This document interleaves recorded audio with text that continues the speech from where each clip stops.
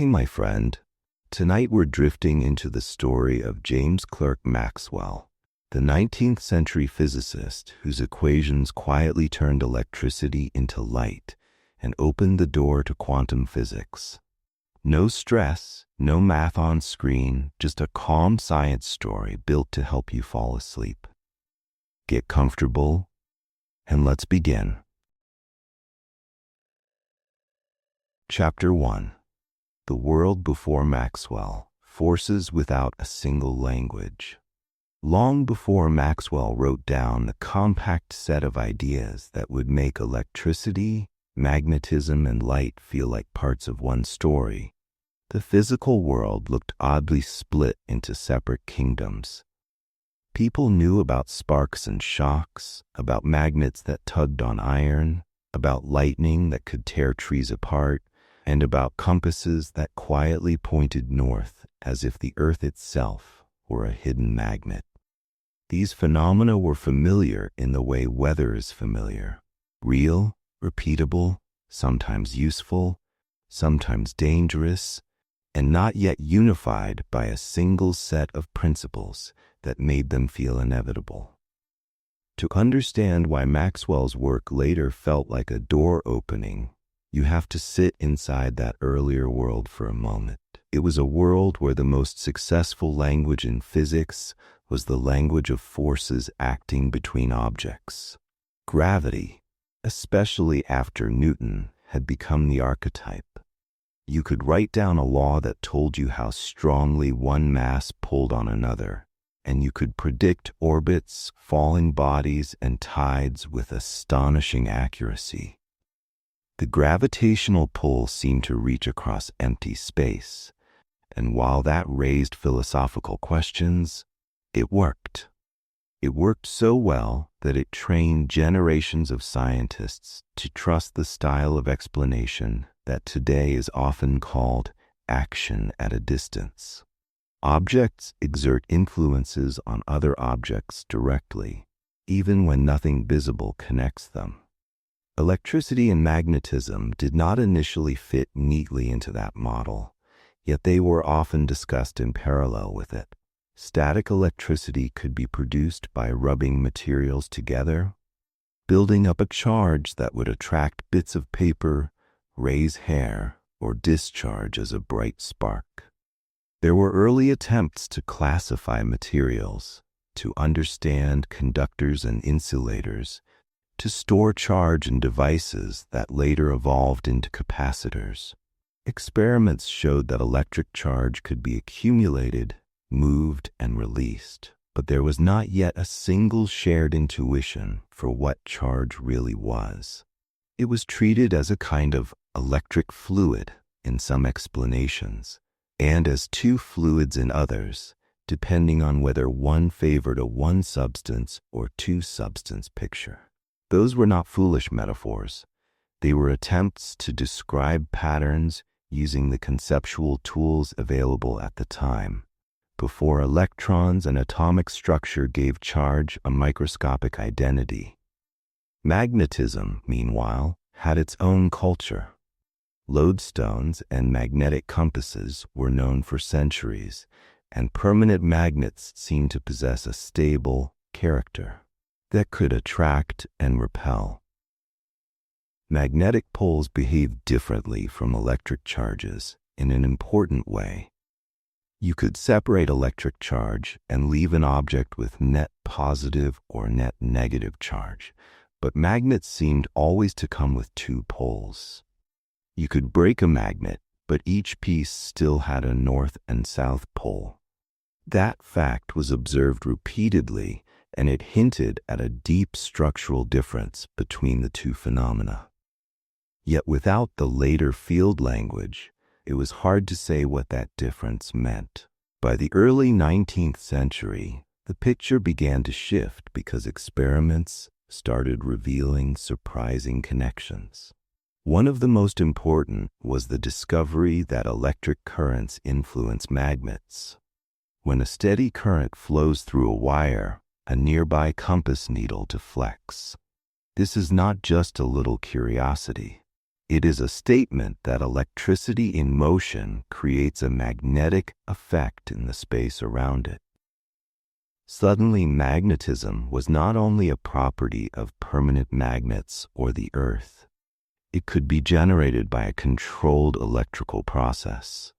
This pushed magnetism toward the world of circuits and conductors, and it also raised a question that would become central. If current creates magnetism, does magnetism create current? Further experiments showed that changing magnetism can indeed produce electricity. A magnet moving near a loop of wire can induce a current. Likewise, a changing current in one circuit can induce a current in another. This is the physical foundation of generators, transformers, and much of modern power technology, but at the time it was more than a practical breakthrough. It challenged the existing explanatory style. The effect was not simply a force between two objects. It depended on motion, on change, on how the situation evolved in time. It also suggested that something was happening in the space around wires and magnets, because the induced current could appear even when the circuits did not touch. This is where the deeper conceptual tension sharpened. Newtonian gravity had taught physics to be confident in mathematical laws, yet electricity and magnetism were producing a growing zoo of laws that did not look like a single language. There were laws relating electric charges to forces, laws relating currents to magnetic effects, laws relating changing magnetism to induced electromotive effects, and rules describing how currents attract and repel. Each one could be written down and tested, but they did not yet feel like the same sentence spoken with different words. They felt like several dialects spoken in the same region, with translators needed to move between them. At the same time, the question of what influence through space really meant was becoming harder to ignore. In an action at a distance picture, objects interact directly. The space between them is passive, but the induction experiments made passive space feel less plausible. If a changing current in one wire can produce an effect in another wire that is not touching, it is natural to imagine the space between them is doing something. That something did not have to be a material substance in the ordinary sense. It could be a condition of space, or a set of relations, or a pattern of influence that spreads. But whatever the interpretation, the experiments were pushing scientists toward a more local view of cause and effect, where changes propagate through the space around objects, rather than leaping instantly from one object to another. Michael Faraday became a central figure in this shift, not because he wrote the most sophisticated mathematics, but because he insisted on a physical picture that treated space as active. He introduced the idea of lines of force, which today can be reinterpreted as field lines, a way of representing how electrical and magnetic influence is distributed through space. Faraday's language emphasized that the influence is not merely at the source and at the target, but present everywhere in between, with direction and strength that vary from point to point. Even if one did not accept the lines as literal strands, the picture was powerful as an organizing principle. It made induction feel less like magic and more like geometry in space and time. Still, this was not yet a unified theory. It was a toolkit of partial descriptions. In fact, the more successful the experimental laws became, the more confusing the landscape could feel. There were multiple ways to write similar relationships, different choices of what to treat as fundamental, and ongoing debates about whether electric and magnetic effects were mediated by some kind of ether or carried instantaneously. The ether, in particular, played a complicated role. For waves like sound, a medium is required.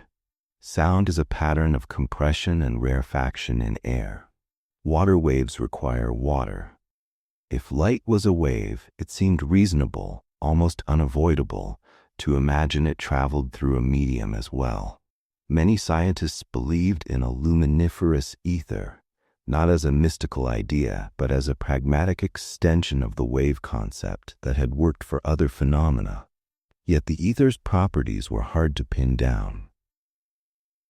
It was supposed to be extremely rigid to support high-frequency vibrations, yet offer almost no resistance to the motion of planets. The more one tried to make it concrete, the stranger it seemed. Light itself was another piece of the puzzle that did not yet belong with electricity and magnetism. By the time Maxwell entered the scene, light had already been studied deeply through optics. Reflection, refraction, lenses, prisms, interference, and diffraction were well known, and the wave theory of light had strong experimental support. The behavior of light in interference experiments and diffraction patterns strongly suggested a wave nature. But what kind of wave exactly was still debated. Some models treated light as a vibration in the ether. Others leaned toward particle-like ideas for certain behaviors. The broader point is that optics was often treated as its own branch, with its own concepts and successes. Electricity and magnetism were not yet recognized as the underlying machinery of the light that filled the world. So the pre-Maxwell world was not ignorant. It was rich with knowledge. It had precise measurements, repeatable experimental demonstrations, and laws that could predict many outcomes. But it lacked a single grammar that made those laws feel like consequences of one deeper framework. That framework needed to do several things at once. It needed to respect what was already known about charges and currents. It needed to incorporate induction, where change creates new effects.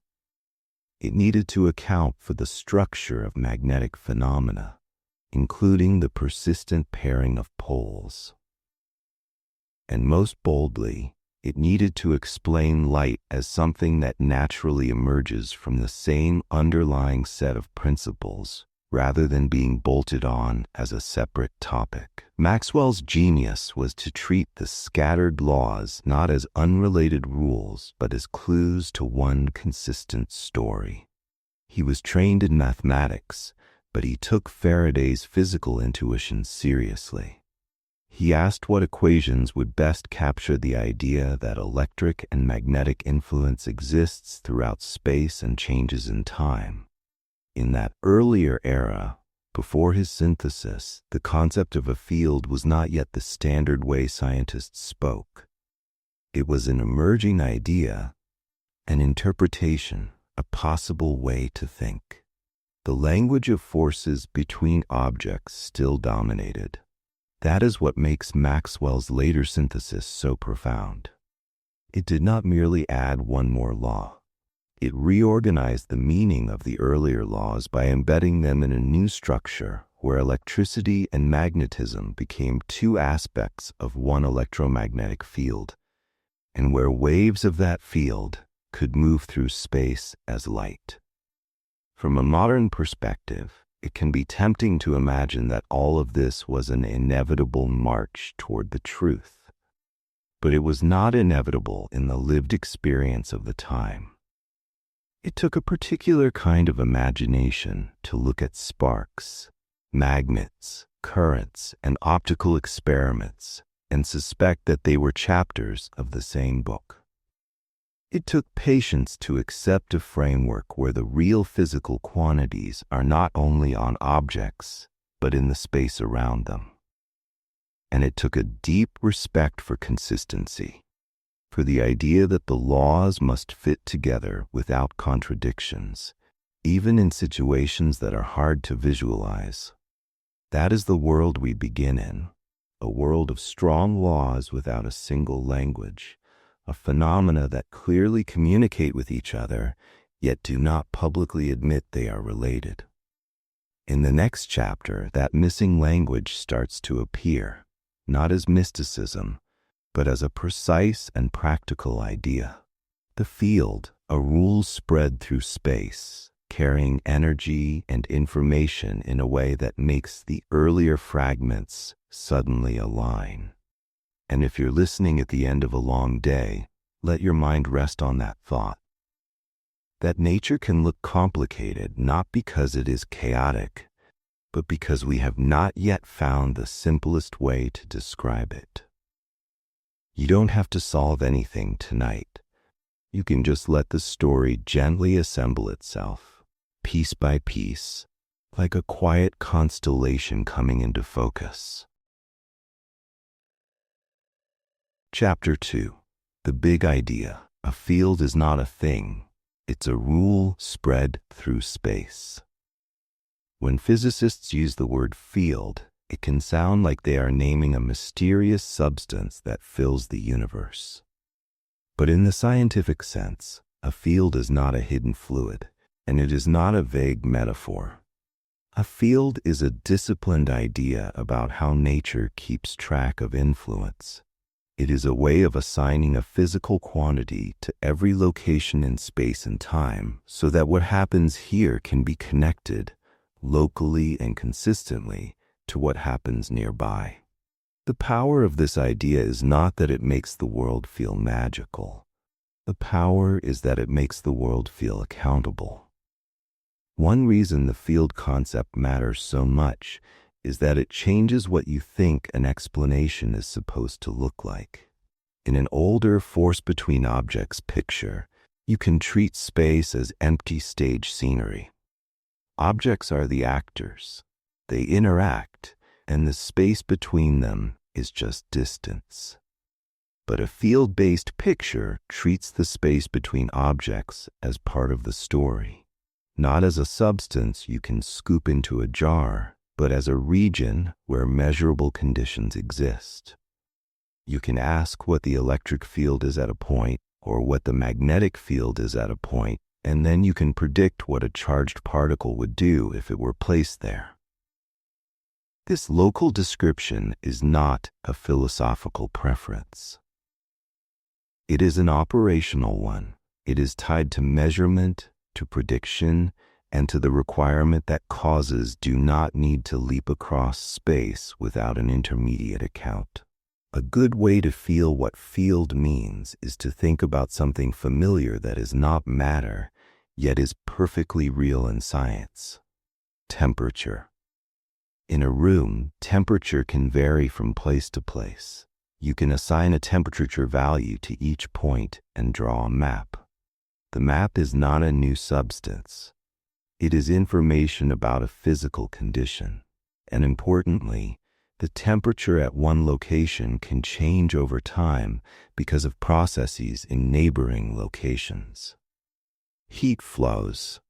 The description is local and continuous, even if the microscopic physics involves atoms colliding. A field is similar in spirit. It is a map of a physical quantity through space, with rules for how it changes and how it affects things. Electric and magnetic fields are not just bookkeeping devices, though. They carry energy and momentum.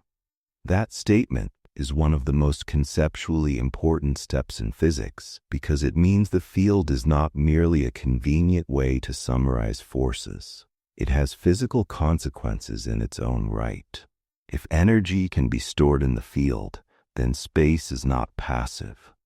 If momentum can be carried by electromagnetic influence, then the field can push, pull, and transfer motion without requiring direct contact. Modern experiments confirm these ideas in many ways, from how capacitors store energy to how electromagnetic waves deliver power across empty space. The field is not a new kind of matter, but it is a real part of the physical accounting. To avoid confusion, it helps to be very precise about what kind of real is being claimed. Physics does not demand that every real entity be a material object with a surface. Physics demands that whatever we treat as real should have stable rules and measurable effects. Fields meet that standard. You can measure them indirectly by how test charges and currents respond. You can measure their energy content by the work they can do. You can measure their propagation and their ability to carry signals. In modern physics, the field concept is so central that many theories treat fields as more fundamental than particles. Particles, in that view, are not tiny hard beads. They are localized excitations of underlying fields. That is a later quantum idea, but the classical field concept sets the stage by teaching us to accept that what exists can be a structured condition of space, not only discrete objects. There is also a deep relationship between fields and symmetry, although you do not need advanced mathematics to feel it. A field respects the idea that physical laws should not depend on where you stand or how you orient your coordinate system. If space is uniform, then the same rule should apply everywhere. A field description naturally fits this because it assigns quantities point by point under the same rules. When you move a detector, you are not changing the law. You are sampling a different location in the same field. Another reason the field idea is so powerful is that it forces physics to speak the language of local cause and effect. Even in classical electromagnetism, influences do not need to be treated as instantaneous commands issued from a distance. Instead, changes in a field at one place can alter the field nearby, and those alterations propagate. This makes the chain of explanation more realistic. Causes travel through space via changes in the field. Later, with relativity, this becomes not just an aesthetic preference, but a requirement, because the universe has a finite speed at which information and influence can propagate. The electromagnetic field ends up fitting that requirement beautifully, and historically, it becomes one of the clearest examples of a theory that is both local and consistent. It is worth pausing on a subtle but crucial point. A field is a description, but it is not arbitrary. It is constrained by conservation laws. Conservation of charge is a good example. If charge is conserved, then it cannot simply appear or vanish without a corresponding explanation. A field-based description is well suited to enforce this kind of bookkeeping across space. Instead of charge behaving like a trick that disappears in one place and reappears elsewhere, a consistent theory must tell you how charge density and current relate and how the surrounding field adjusts. The field becomes the medium through which conservation is expressed in space and time. You can feel, even without equations, that this is a more coherent way to build a theory.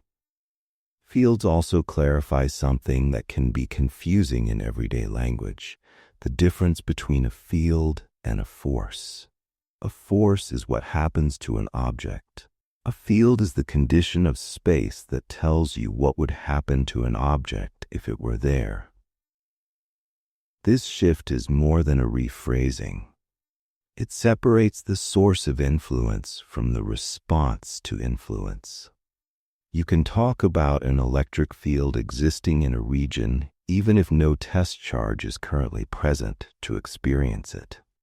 This may feel abstract at first, but it is exactly how we treat many physical conditions.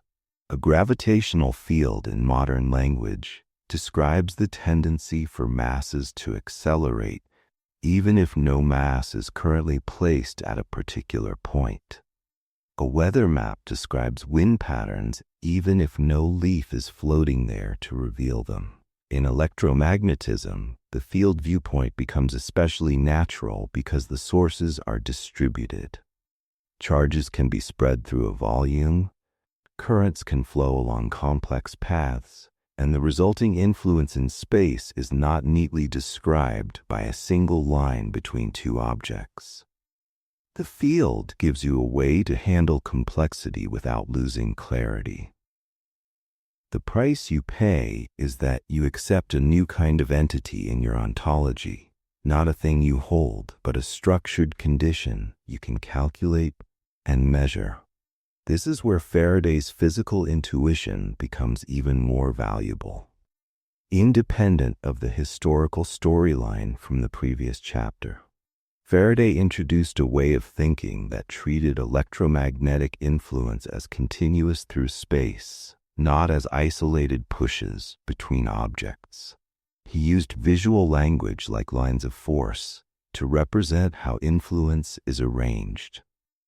Modern physics does not treat those lines as literal threads, but the concept behind them survives. They are a way to visualize the direction and strength of the field at different points. They also make a key idea intuitive. Fields can have structure. They can curve, concentrate, spread out, and change over time. That structure matters because it determines how energy is stored and how forces arise on charges and currents. The field concept also provides a natural way to talk about potential, another idea that sounds abstract until you realize how practical it is. Potential is a way to summarize how much energy per unit charge is associated with a location, relative to some reference. You do not need to picture a literal height, but the analogy of a landscape can help. A potential is like a terrain, and the field is like the slope of that terrain. The field tells you how strongly a charge would be pushed and in what direction. The potential tells you how energy changes as you move through space. These are not separate realities. They are related descriptions that emphasize different aspects of the same physical structure. One of the most important consequences of the field viewpoint is that it makes waves feel inevitable rather than mysterious. In everyday life, waves occur when a system has a local restoring rule. A disturbance in one place affects nearby places, and the pattern travels. Strings, water surfaces, air pressure, and even crowds at a stadium produce waves because the local rules couple one region to the next. In electromagnetism, if electric and magnetic fields are real physical quantities with local dynamics, then disturbances can propagate. A changing field can create changes in a neighboring field, and those changes can move outward as a traveling pattern. This is not yet the full Maxwell story, but the field concept is the stage on which that story becomes simple. Without fields, the emergence of electromagnetic waves can feel like an unexpected miracle. With fields, it becomes the kind of thing nature does whenever local rules allow coupled change. Importantly, the field idea does not force you to imagine a mechanical ether. It does not require that there be a hidden material medium vibrating in the classical sense. A field can exist as a fundamental physical entity with its own energy and momentum without being made of ordinary matter. Later experiments and modern theory make this viewpoint not just acceptable but standard. Light behaves as an electromagnetic wave, and it propagates through vacuum because the field itself is what oscillates. The vacuum is not nothing in the trivial sense. It is a region where fields can exist and evolve according to physical laws. By the time Maxwell enters, what is needed is not a brand new set of phenomena, but a new way of arranging what is already known into a coherent framework. The field concept is that arrangement. It allows electricity and magnetism to be described as aspects of a single set of conditions in space. It allows conservation laws to be naturally enforced. It makes local cause and effect explicit. And it makes the existence of traveling electromagnetic disturbances feel like a direct consequence rather than an added assumption. This is why a field is best understood as a rule spread through space. It tells you, at each point, what the physical situation is, and it tells you how that situation can change and influence nearby points. It is not a thing in the everyday sense, but it is a thing in the scientific sense. A well-defined entity in a theory with measurable consequences. It is the bridge between the concrete and the abstract, between what you can hold and what you can predict. And once you accept that bridge, the rest of the electromagnetic story begins to feel less like a collection of surprises and more like a single unfolding logic. If you step back for a moment, there is something quietly profound in that. The universe does not have to be made only of objects for it to be understandable. Sometimes reality is written not as solid pieces, but as relationships that fill space with structure. And there is a calm in realizing that even the invisible can be described with patience and with rules that do not rush, but simply hold everywhere, all at once. Chapter 3. Electric Fields and Potentials. How Charge Writes Structure into Space. Electricity becomes much less mysterious when you stop treating it as a spark that appears only in dramatic moments, and start treating it as a quiet structure that can exist in space even when nothing visible is happening. That structure is what we call the electric field. In modern physics, the electric field is not defined by poetry or by analogy, but by what it does. If you place a small, test charge at a location, the field at that location tells you the direction and strength of the push or pull the charge would feel. This is a practical, measurable definition. It is also a deeply organizing idea because it turns electricity from a collection of tricks into a map of influence spread throughout space. The starting point is electric charge itself. Charge is a conserved property of matter, meaning the total charge in an isolated system remains constant. In everyday materials, charge is carried by subatomic particles, with electrons and protons holding equal and opposite amounts. The reason static electricity can be created by rubbing or contact is not that new charge is invented, but that charge carriers are transferred and separated. When that separation happens, the world around the charged objects changes, not in a vague way, but in a precise one. The region of space around them acquires an electric field. That field exists whether or not you immediately see a spark. A spark is simply one possible outcome when the field becomes strong enough to force a breakdown of air and drive a sudden flow of charge. The electric field has direction. It points in the direction a positive test charge would accelerate if released. This is why field lines are drawn as arrows pointing outward from positive charge and inward toward negative charge. The lines are not physical threads, and they are not unique. They are a visualization tool, but the idea behind them is solid. The electric field is a vector quantity, meaning it has both magnitude and direction at every point. Where the lines are drawn densely, the field is strong. Where they are sparse, it is weak. This picture helps explain something you can observe without advanced equipment. The behavior of small bits of paper near a charged cone, or the way hair rises and spreads when charged. The motion is driven by forces that depend on the local field. What makes electric fields so powerful as a concept is that they combine simplicity with flexibility. A single charge produces a field that spreads outward through space. Multiple charges produce a field that is the vector sum of the individual fields. This principle, called superposition, is one of the great simplifying ideas in classical electromagnetism. It means you do not need a new rule for every new arrangement of charges. You calculate the contribution from each charge distribution and add them. This works because, in the classical regime, the electric field responds linearly to sources. That linearity is one reason electromagnetism became a model of successful physical theory. It is complex enough to describe a vast range of phenomena, yet structured enough to remain calculable.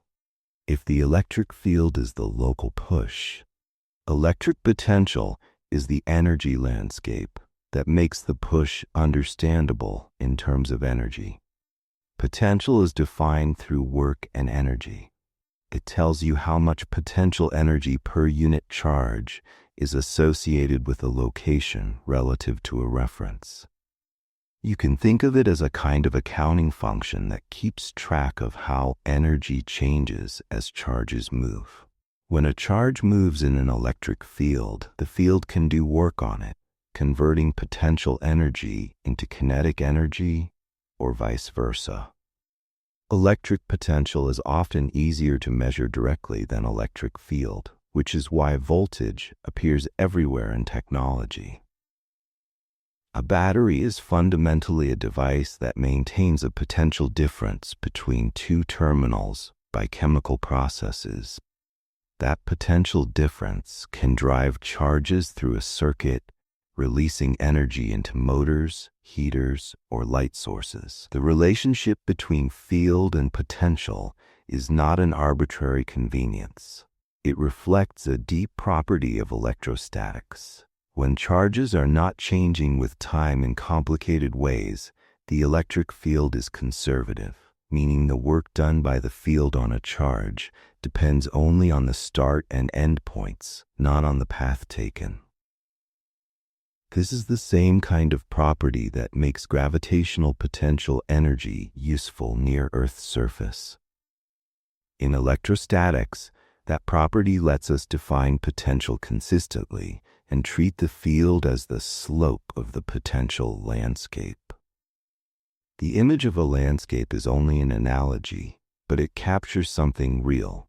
Charges tend to move downhill in potential energy when allowed, and the field indicates the direction of steepest decrease for a positive charge. The behavior of conductors makes the field idea feel especially concrete.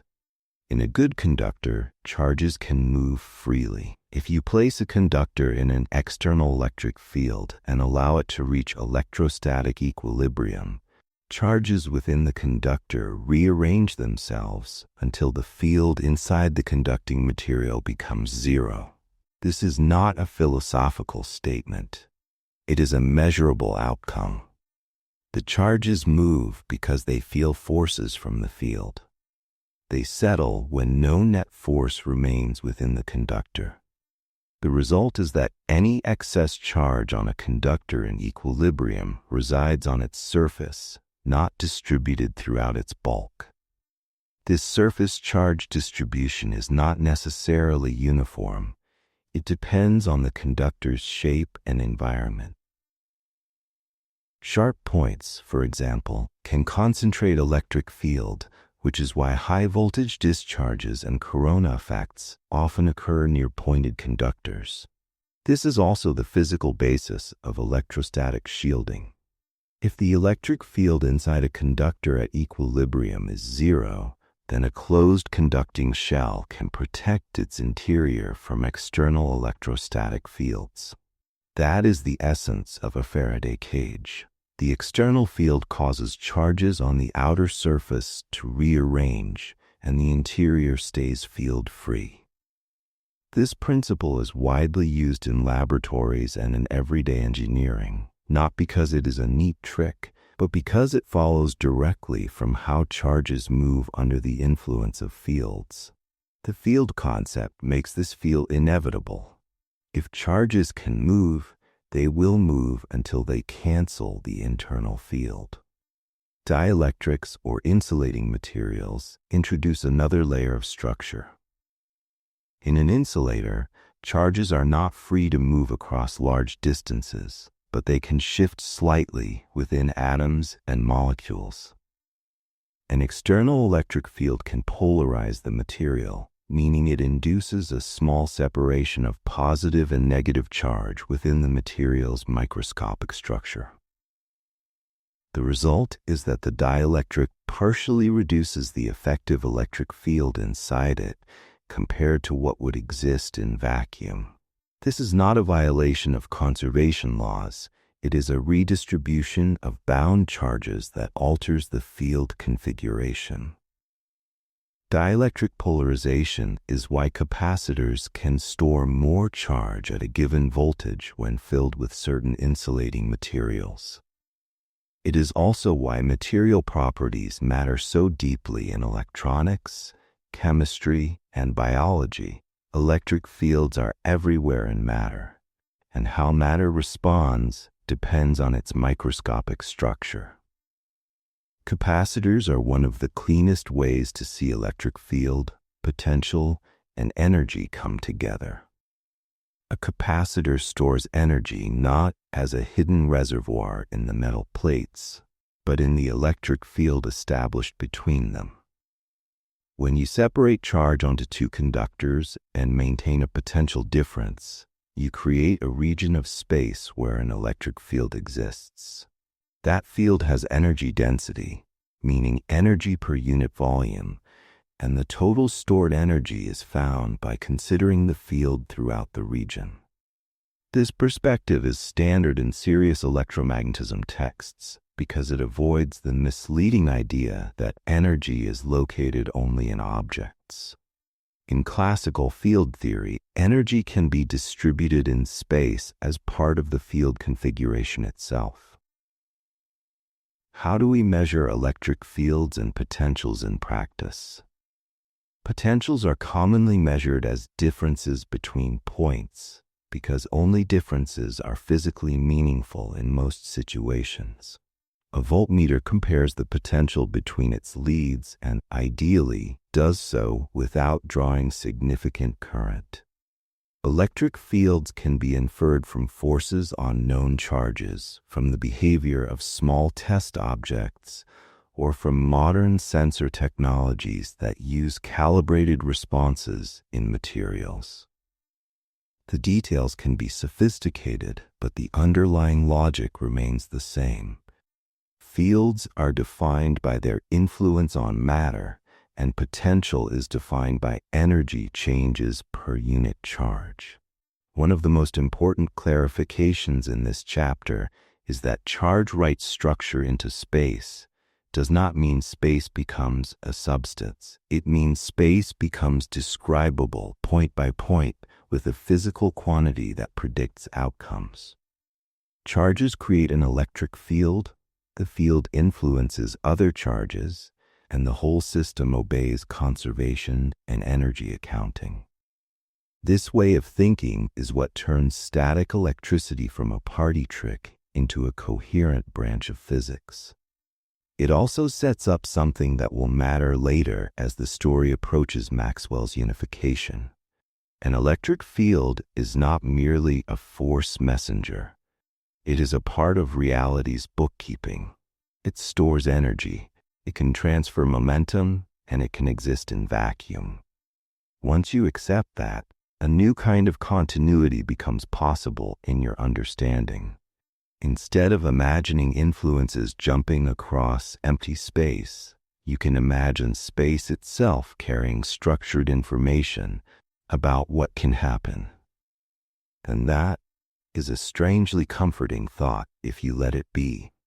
Even the invisible parts of the world are not arbitrary. They are shaped by rules that remain steady, even when your day feels noisy. In the quiet language of fields and potentials, The universe does not rush. It simply holds its structure everywhere, and you are allowed for a moment to rest inside that steadiness. Chapter 4. Magnetic Fields, the Geometry of Motion. Magnetism often feels like the most mysterious part of everyday physics, partly because it is less familiar to our senses than heat, light, or sound, and partly because it does not announce itself until you bring the right objects together. A magnet can sit quietly on a desk for years, apparently doing nothing, and then suddenly snap toward a piece of iron with an insistence that feels almost alive. But in the scientific picture that grew from careful experiments and later became part of Maxwell's unification, magnetic fields are not a separate kind of magic. They are a specific kind of structure in space that is deeply tied to motion, to electric charge in motion, and to the way nature organizes change. To begin, it helps to separate two ideas that are commonly blended in casual conversation: the existence of a magnetic field and the forces that appear when something interacts with it. A magnetic field is a condition of space that can be mapped and measured. The force is the response of certain objects, especially moving charges and magnetic materials, to that field. Unlike the electrostatic case, where a charge at rest can feel a force from an electric field, magnetic forces depend strongly on motion. A stationary electric charge placed in a purely magnetic field does not begin accelerating simply because the field exists. The magnetic influence reveals itself most directly when charges move, when currents flow, or when magnetic dipoles, such as compass needles, are allowed to rotate. This dependence on motion is one of the reasons magnetism can be described as geometric. Magnetic fields tend to wrap around currents, forming loop-like patterns that reflect the geometry of motion rather than pointing simply toward or away from sources. When a current runs through a straight wire, the magnetic field around it forms circles centered on the wire. You can detect this by placing a compass near the wire and watching the needle deflect into a direction that depends on the current's direction. The effect is not random. It has a consistent handedness, captured by the well-known right-hand rule. Even without invoking any equations, you can sense a deep structural fact. Magnetism is organized around circulation. This is already a major conceptual contrast with electric fields in electrostatics, which often radiate outward from charges and point along lines that begin and end on sources. Magnetic field lines, in the classical theory, do not begin or end in empty space. They form closed loops. This reflects an empirical fact that has been tested repeatedly. Isolated magnetic poles, called magnetic monopoles, have not been observed in ordinary conditions. Break a bar magnet in half, and you do not get a north pole separated from a south pole. You get two smaller magnets, each with its own pair of poles. The field pattern adjusts, but it still closes on itself. In the language of modern electromagnetism, magnetism appears to be inherently dipolar in everyday matter. Where do these dipoles come from? For permanent magnets, the answer is not that they contain trapped magnetic substance. The modern explanation is rooted in the microscopic behavior of electrons. Electrons have intrinsic magnetic moments associated with their quantum property called spin, and they also produce magnetic moments through their orbital motion around atomic nuclei. In most materials, these microscopic magnetic moments are oriented randomly, so their effects cancel on average. In ferromagnetic materials such as iron, cobalt, and nickel, Quantum interactions favor alignment of many electron spins within regions called domains. When domains become aligned over large scales, the material exhibits a strong net magnetic field and behaves as a permanent magnet. This is why magnetism can feel like a property of certain special solids, even though at the deeper level, it is a property of moving charge and quantum structure present in all matter.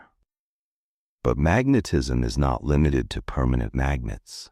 In fact, one of the most important discoveries leading toward Maxwell's work was that electric currents produce magnetic fields. This connection is so fundamental that it reshaped both the technology and the conceptual foundations of physics. A wire carrying current behaves magnetically in a way that resembles a long magnet with circular field lines around it. Coiling the wire into loops strengthens and organizes the field. In a solenoid, a tightly wound coil, the magnetic field inside becomes strong and approximately uniform, while the field outside resembles that of a bar magnet. This is not a coincidence. It is geometry made visible. Circulating currents generate circulating magnetic influence, and arranged currents can produce structured field patterns that look like the patterns of permanent magnets. What is especially elegant is how magnetic forces act on moving charges. The magnetic force on a moving charge is perpendicular to both the direction of motion and the direction of the magnetic field. The consequence is that magnetic forces often change the direction of motion without changing the speed, at least in idealized situations where other forces are absent. This is why charged particles in a magnetic field can curve into circular or helical paths. It is not because the field pulls them in the direction of the field lines. It is because the force is sideways, continuously redirecting the motion. This sideways nature is another way magnetism expresses geometry. It does not simply push things toward a source. It bends trajectories, shaping motion into curves. This behavior is not just a theoretical curiosity.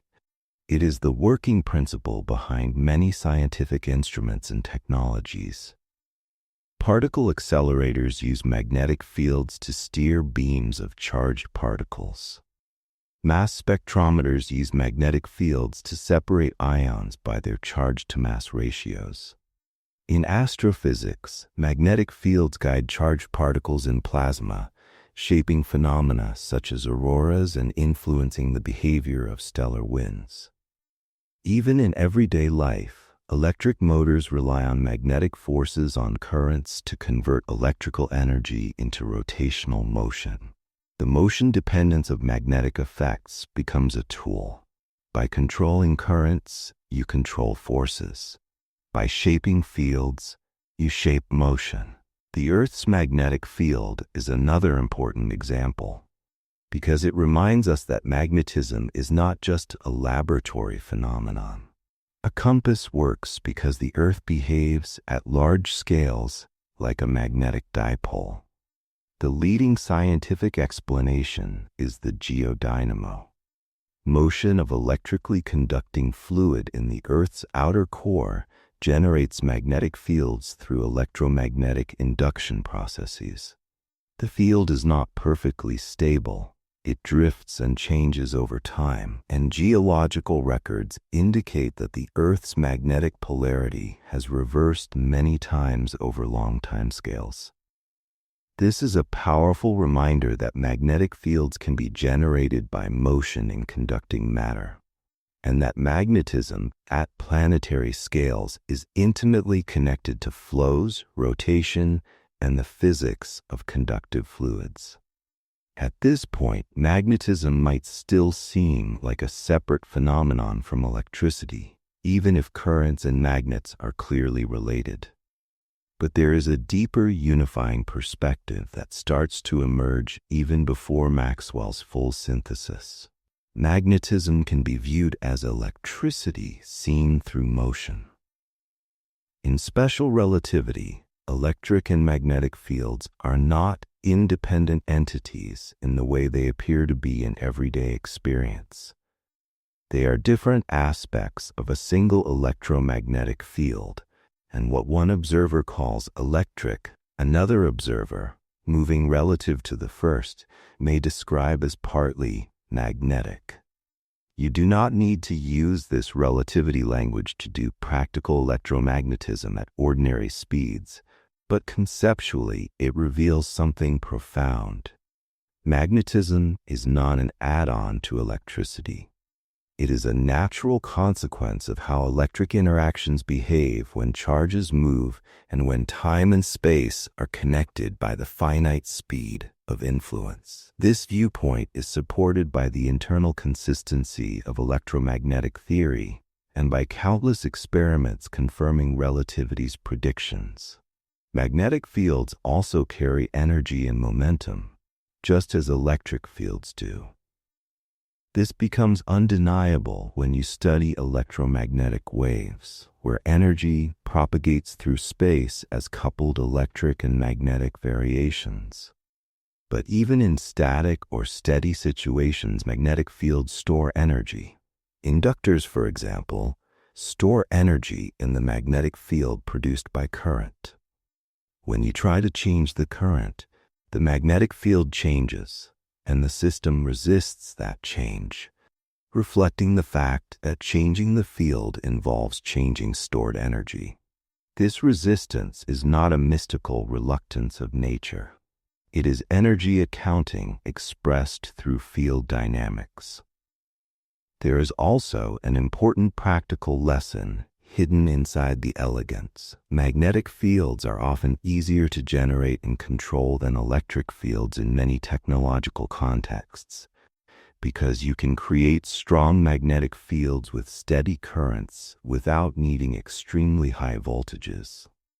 This is one reason magnetic confinement is used in plasma research and why electromagnets are central to many machines. Yet the magnetic field always returns you to the same theme: motion.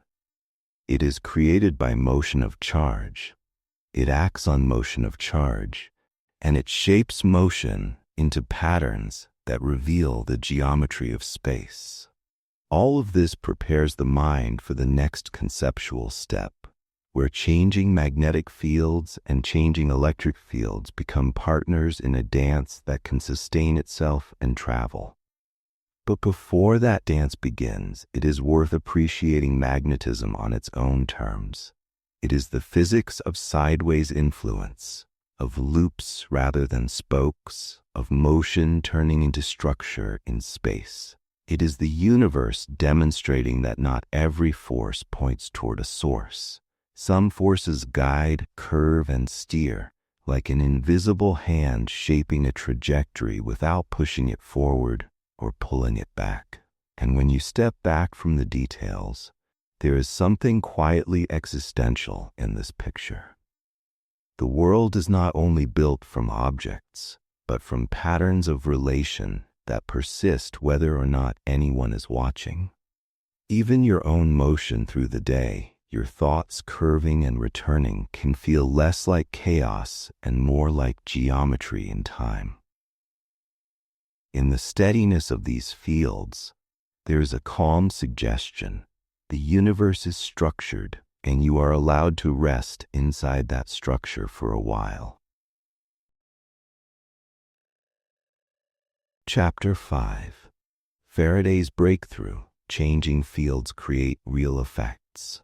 If the earlier chapters established electricity as a structure written into space by charge, and magnetism as the geometry of motion, Faraday's breakthrough shows something even more startling.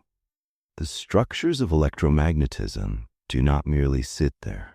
They can create new effects when they change. A changing magnetic field can produce an electric field, and that induced electric field can drive real currents in conductors. This is not a small detail or an engineering trick. It is a deep physical principle that forces you to think of electromagnetism as a dynamic system, where time matters, where influence is local, and where space can briefly become an engine. Michael Faraday arrived at this insight through careful, persistent experimentation rather than through advanced mathematics. His approach mattered. He treated nature as something that could be interrogated with simple apparatus and patient observation, and he trusted patterns that showed up repeatedly. In the early 19th century, the connection between electricity and magnetism was becoming increasingly clear. Electric currents could deflect compass needles. Coils and wires could behave like magnets. But the symmetry was incomplete. If electricity could create magnetism, what created electricity? Faraday's answer was not magnetism, in some static sense. It was change. The core phenomenon is electromagnetic induction. If you have a loop of conducting wire and the magnetic environment of that loop changes, an electric current can appear in the wire. It can be produced by moving a magnet toward the loop, moving the loop near a magnet, changing the current in a nearby coil, or altering the magnetic field by any means that changes how magnetic influence threads through the loop. The details can vary, but the principle is stable.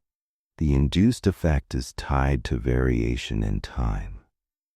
This matters because it breaks the intuition that electric effects must come only from electric charges already present in an obvious way. Induction shows that an electric field can be created without a local pile of static charge, producing it in the familiar electrostatic way. Instead, the electric field can be induced by a changing magnetic field.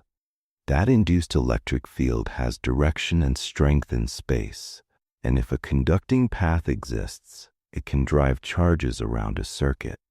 It is as if the changing magnetic field writes a temporary electric push into space. A subtle but important part of this story is that the induced current is not arbitrary. Its direction follows a rule discovered and clarified through experiment, and later expressed in a way that feels almost philosophical. The induced current opposes the change that created it. If the magnetic influence through a loop is increasing in a particular direction, the induced current produces a magnetic influence that tends to reduce that increase.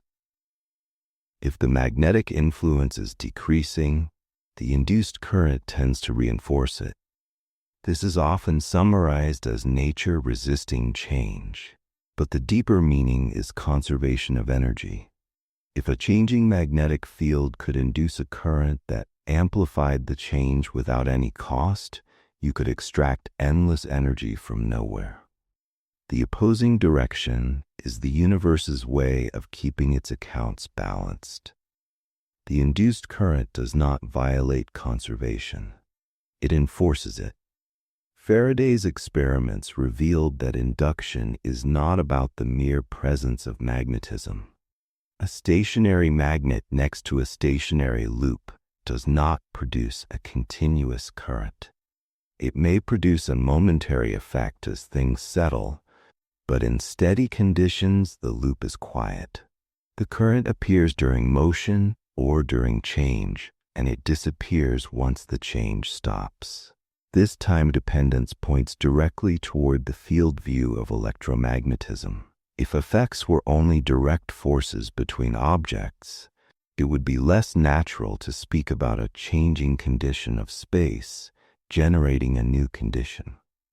But if fields are real, then it becomes sensible that a changing field could produce another field.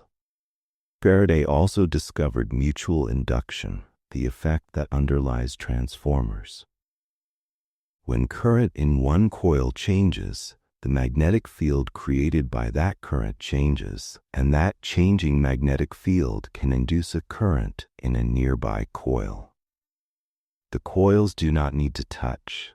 there is no direct transfer of charge between them. The connection is mediated by the magnetic field in the space they share. This is one of the clearest experimental demonstrations that electromagnetic influence is not merely a contact phenomenon. It is not confined to the metal of the wires. Something physical, measurable, and energetic exists in the region between, because that region is where the magnetic field lives and changes. This leads naturally to the idea of an induced electric field existing in space even when no wire is present. In modern electromagnetism, the induced electric field is not a convenient fiction. It is a real field configuration that can be described and measured through its effects. If you place a conductor in that region, charges in the conductor will respond and a current can flow.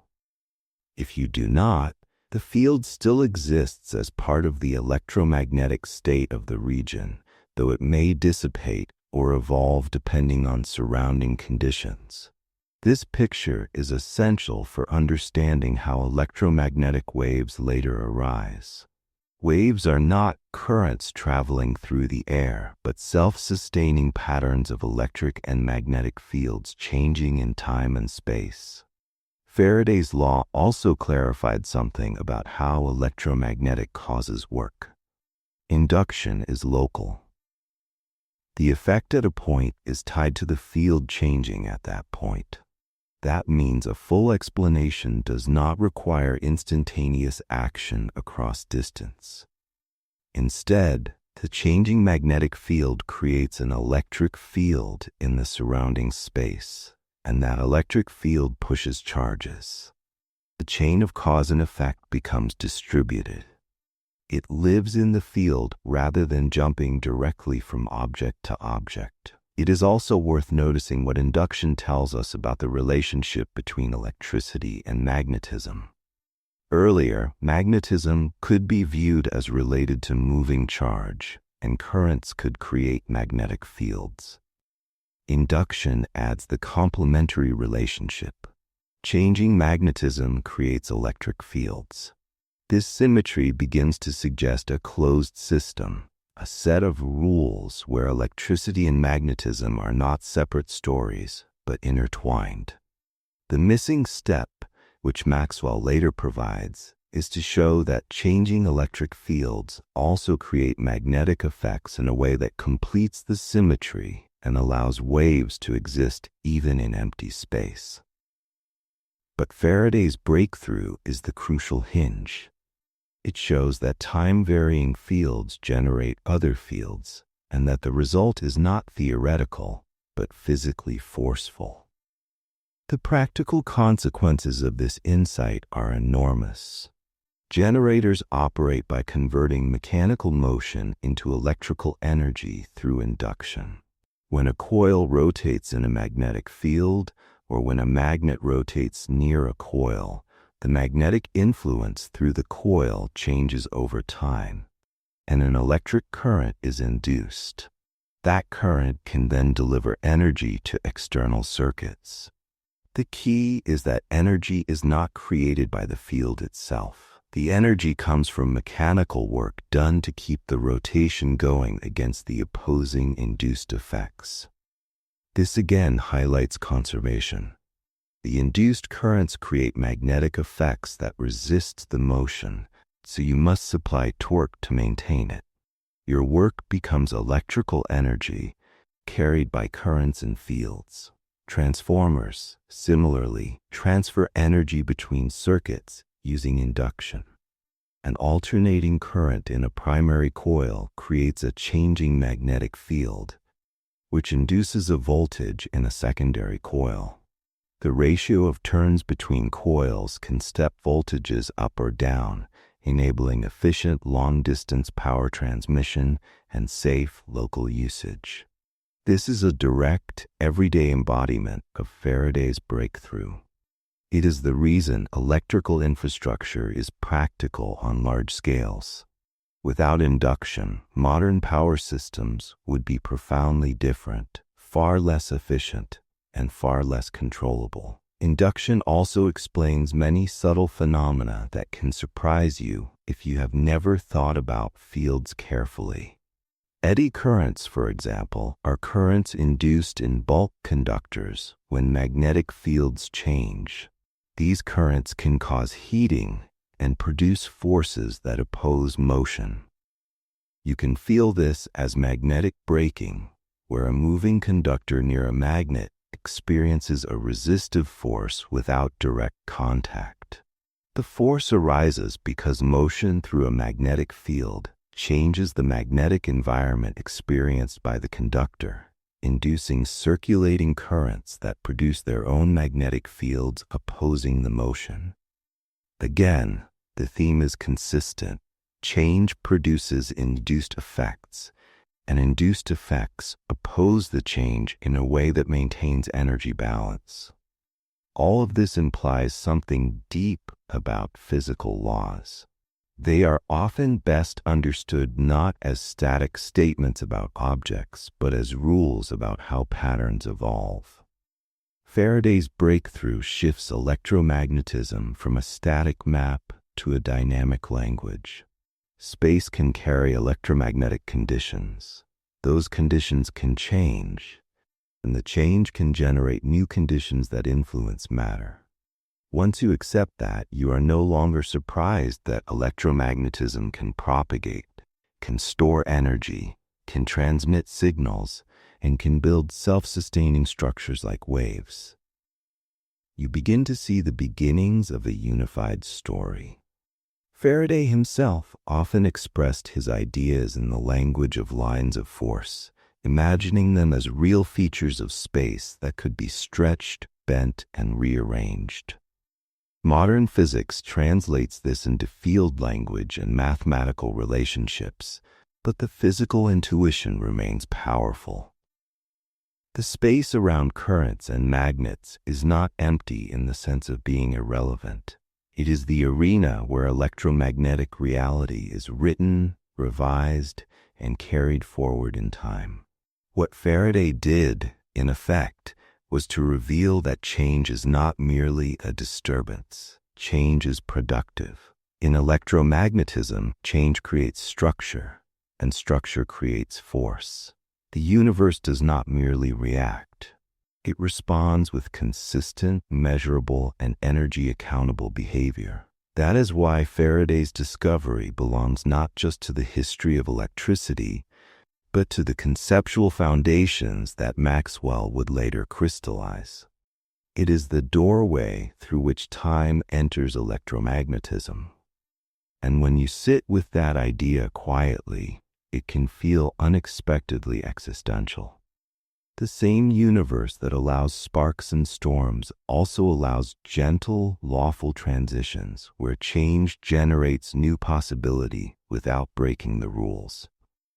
Even your own day, filled with shifting moments, can be seen as a sequence of changes that do not have to be chaotic. They can be part of a larger coherence, a set of causes and effects that remain grounded. In that thought, there is a soft permission to let go, to trust that the world continues to hold together while you rest. Chapter 6. Maxwell's accident, the missing term that makes the universe consistent. By the time Maxwell entered the story, electromagnetism had become a landscape of powerful experimental facts that almost, but not quite, formed a single coherent language. Electric fields could exist as structure in space. Magnetic fields could be generated by currents and could guide motion with a distinctly geometric character. Faraday had shown that changing magnetic conditions create real electric effects, and that this creation is not optional but lawful. What remained was a framework that did not merely describe these observations side by side, but made them logically compatible everywhere, including in situations where intuition breaks. Maxwell's most famous accident is often described as a clever patch, but that description can undersell what actually happened. The missing piece was not a cosmetic fix. It was a consistency requirement. Maxwell noticed that one of the established magnetic laws, when applied to time-varying situations, seemed to clash with charge conservation unless something new was added. He did not invent a new phenomenon out of thin air. He noticed that the existing story, if taken seriously, was incomplete. To feel the problem, imagine a simple circuit with a battery, wires, and a capacitor. A capacitor is essentially two conductors separated by an insulating gap. When you connect a battery, charge begins to accumulate on the plates. One plate becomes more negatively charged, the other more positively charged. A current flows in the wires as this charging process happens. That current is measurable and very real. Yet inside the capacitor's gap, there is no conduction current in the usual sense, because the insulating region does not allow charges to flow through as they do in metal. Now ask a deceptively simple question. Where does the current go when it reaches the capacitor plate? If you treat current only as charges drifting through conductors, it appears as though current flows up to the plate and then stops abruptly. But if current stops abruptly, charge would pile up at the end of the wire without a consistent relationship to what happens elsewhere. That is not what is observed. Instead, charge builds on the capacitor plates in a way that is synchronized with the current in the circuit. The circuit behaves as a single system. Charges move in the wires, and charge accumulates on the plates, creating an electric field in the gap. The current does not vanish into nonsense. It participates in a continuous process. This is where the requirement of charge conservation becomes more than a slogan. In standard physics, charge is conserved locally, not only globally. That means charge cannot disappear at one point and reappear elsewhere without an intervening process. If charge density changes in a region, there must be a corresponding flow of charge into or out of that region. This local accounting is so deeply woven into electromagnetism that any theory that violates it is not merely inelegant, but physically wrong. If you apply the older magnetic law that relates magnetic circulation to conduction current, you encounter a contradiction around the capacitor. Consider a loop that encloses the wire leading to the capacitor plate. One way of spanning that loop is to choose a surface that cuts through the wire. On that surface, conduction current passes through, so the law predicts a certain magnetic effect around the loop. But you could span the same loop with a different surface that bulges out and passes through the capacitor gap instead of the wire. On that surface, conduction current is absent, so the same law would predict a different magnetic effect around the same loop. The magnetic field cannot simultaneously satisfy two different predictions for the same physical loop in the same situation. This is not a minor ambiguity. It is a sign that the law, as originally stated, is incomplete when fields change with time. Maxwell's response was to ask what physically exists in the capacitor gap during charging. The answer is not conduction current. The answer is a changing electric field. As charge accumulates on the plates, the electric field in the insulating region increases in time. That changing field is not a passive byproduct. It is the central physical event inside the capacitor. It stores energy, it transmits influence across the gap, and it links the motion of charges in one plate to the motion of charges in the other via the field. Maxwell realized that if a changing electric field is present, and if the electromagnetic story is to remain consistent with charge conservation, then the changing electric field must play the same role in generating magnetic effects as a current does.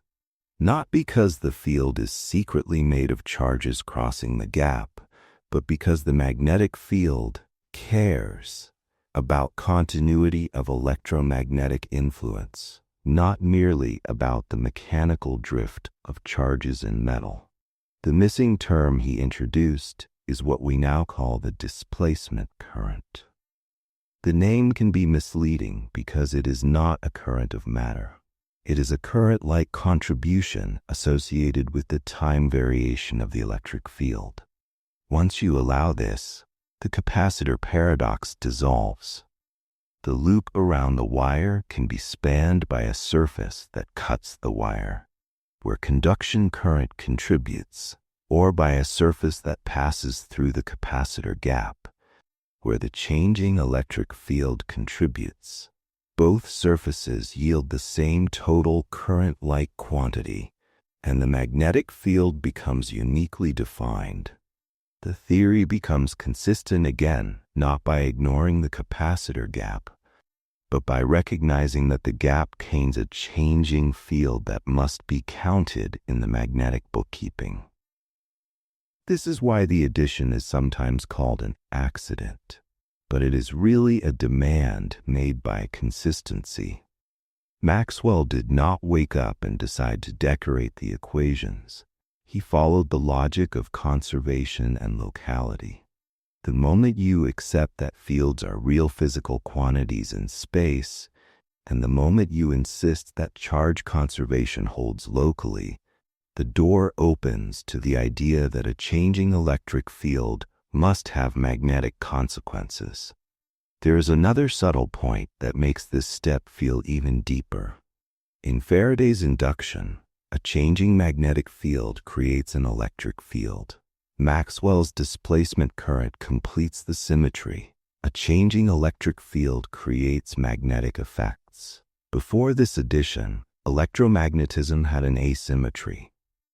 Magnetic change could generate electric structure, but electric change did not, in the established laws, generate magnetic structure in the same universal way. Maxwell's correction closes that loop. It turns electromagnetism into a coupled system where electric and magnetic fields can drive one another through time. This coupling is not merely a philosophical satisfaction.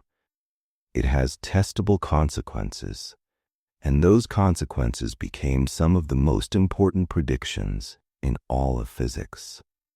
The most famous is that if changing electric fields generate magnetic fields, and changing magnetic fields generate electric fields, then electromagnetic disturbances can sustain themselves and propagate through space.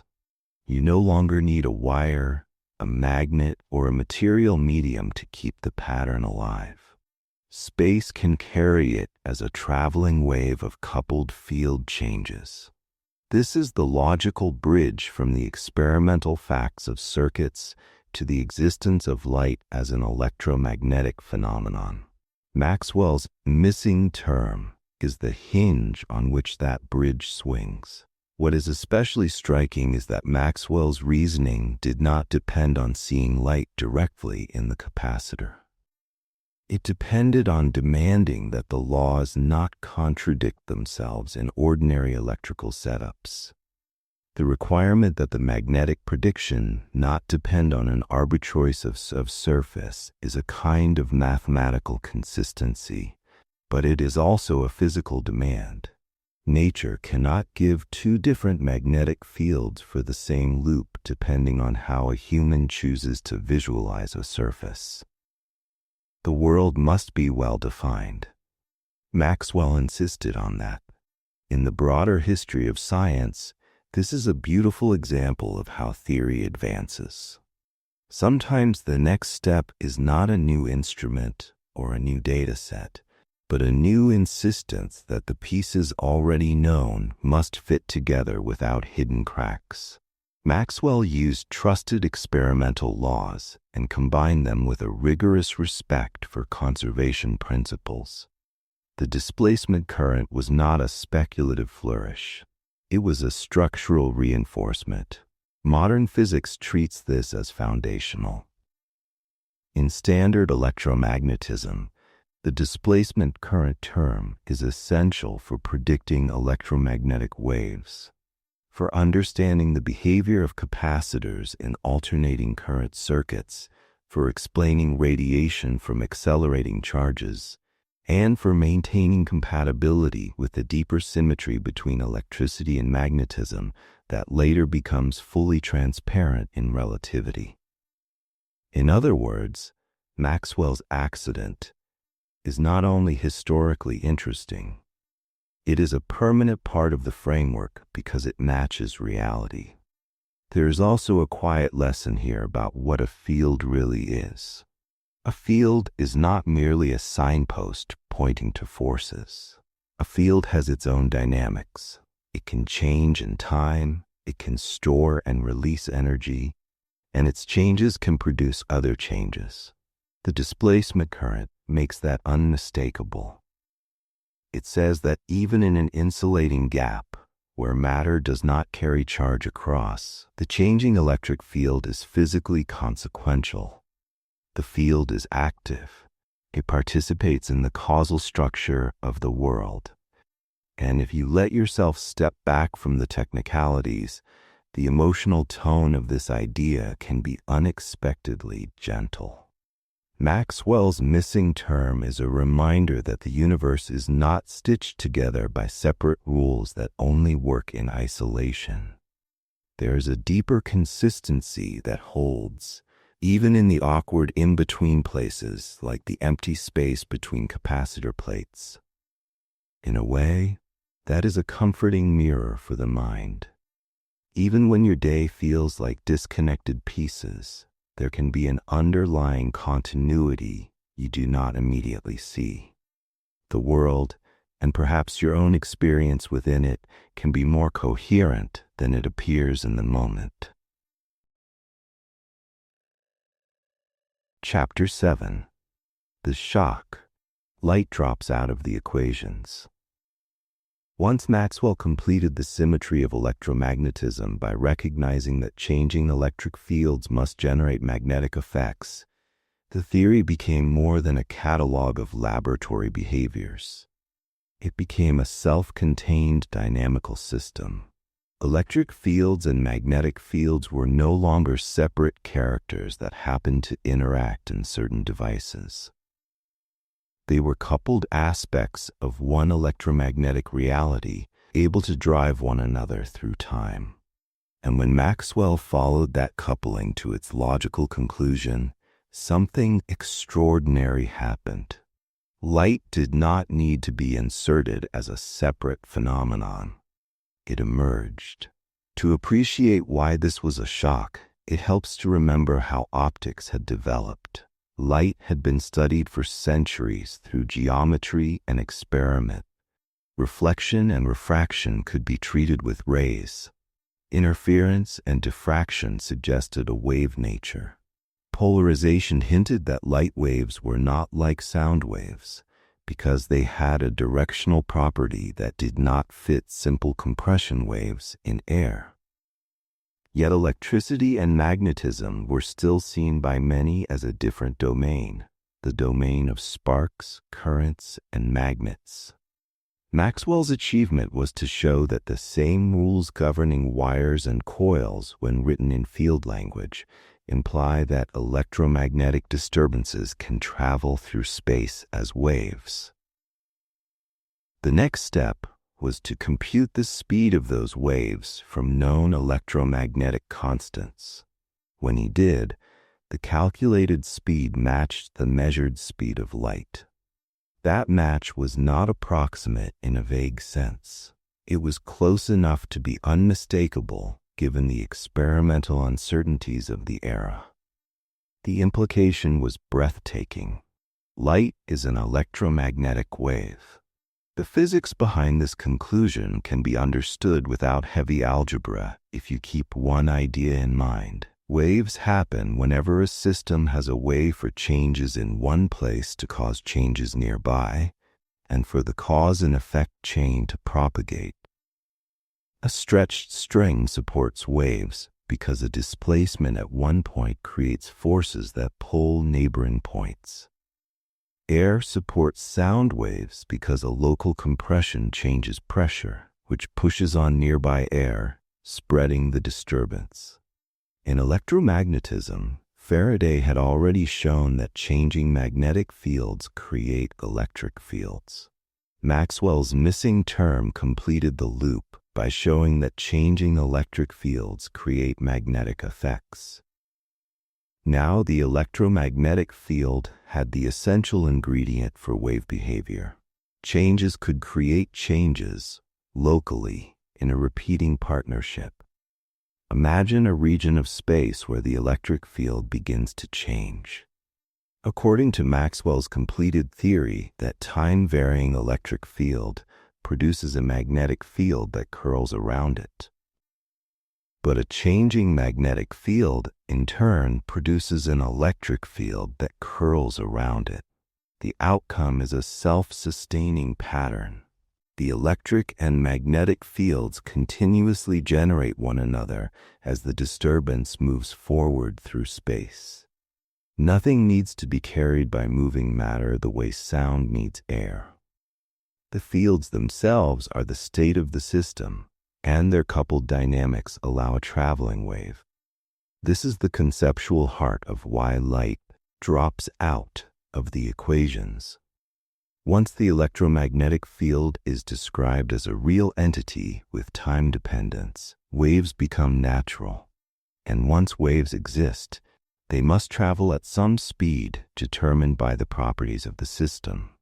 For sound, the speed is set by the compressibility and density of air.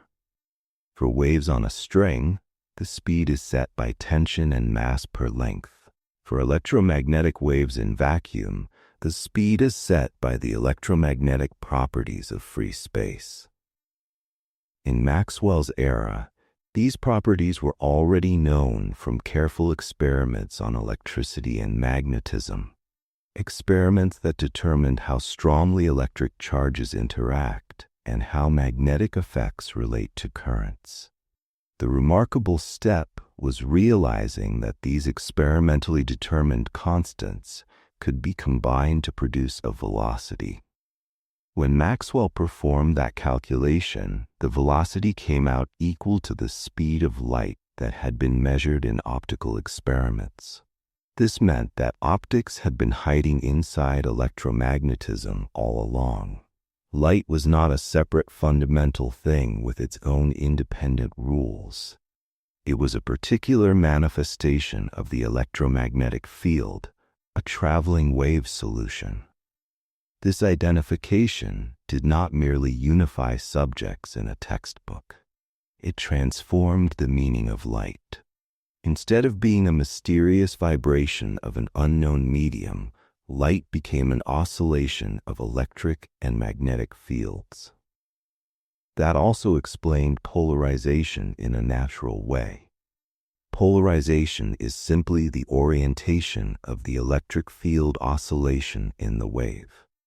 Sound waves in air are longitudinal, meaning the motion is along the direction of travel, but electromagnetic waves in vacuum are transverse, meaning the oscillations are perpendicular to the direction of travel. The field picture makes this feel straightforward. The electric and magnetic fields in a propagating wave are oriented perpendicular to the direction the wave moves, and also perpendicular to each other. Polarization is then a choice of the electric field's direction in that transverse plane. Of course, there was still an old conceptual habit to confront, the idea that waves need a medium. The 19th century was filled with attempts to describe a luminiferous ether, because it seemed almost obvious that a wave must be a wave of something. Maxwell's theory made the ether less necessary conceptually because it gave the wave a clear physical identity. It is a wave of the electromagnetic field itself. But many scientists still expected some medium, and the ether remained a common assumption for decades. What eventually undermined it was not Maxwell's mathematics alone, but experiments that failed to detect motion relative to the ether and the development of special relativity, which made the electromagnetic field compatible with a universe that does not require a preferred rest frame. In modern terms, the field does not need a mechanical substrate. It is fundamental, and its wave behavior is simply what the laws demand. Maxwell's prediction also carried a huge implication beyond visible light. If light is an electromagnetic wave, and if electromagnetic waves exist as a family of solutions, then there is no reason the wave must be limited to the frequencies the human eye can detect. The eye is a biological sensor tuned by evolution to a particular band, not an instrument that defines the universe's possibilities. Maxwell's theory therefore suggested a broader electromagnetic spectrum, waves of different frequencies and wavelengths, all traveling through space with the same fundamental speed in vacuum. This opened the conceptual door to radio waves, microwaves, infrared, ultraviolet, X-rays, and gamma rays, even before all of them were experimentally discovered and characterized. The theory implied they could exist because it described a general mechanism for electromagnetic wave propagation. When Heinrich Hertz later produced and detected radio waves in the laboratory, he provided a direct experimental confirmation of Maxwell's electromagnetic wave prediction. Hertz showed that oscillating currents could generate waves that traveled through space and exhibited reflection, refraction, interference, and polarization, just like light. The waves were invisible, but they behaved exactly as electromagnetic theory predicted. This was the moment when the unification became undeniable. Light was not an isolated optical mystery, but part of a wider electromagnetic reality. Another striking feature of Maxwell's result is that it reframed the relationship between electricity and magnetism themselves. The coupling that produced waves also implied that electric and magnetic fields are not independent. In a propagating electromagnetic wave, the electric and magnetic components are linked, not because one is causing the other in a one-way chain, but because they are aspects of one field configuration evolving in time. The wave is not electric first and magnetic second. It is an electromagnetic structure, with both components inseparable in the propagation process. This new view also helped clarify energy flow. A wave carries energy through space, and in electromagnetism, the energy resides in the fields. When an electromagnetic wave passes through a region, the energy density in the electric and magnetic fields rises and falls as the fields oscillate. The energy is transported in the direction of propagation, and this can be detected physically through heating, radiation pressure, and the ability to deliver power to a receiver. This was another conceptual leap.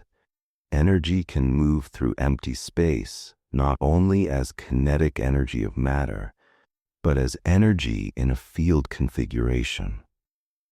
That idea becomes essential for modern physics, from antennas and communication to astrophysics and cosmology.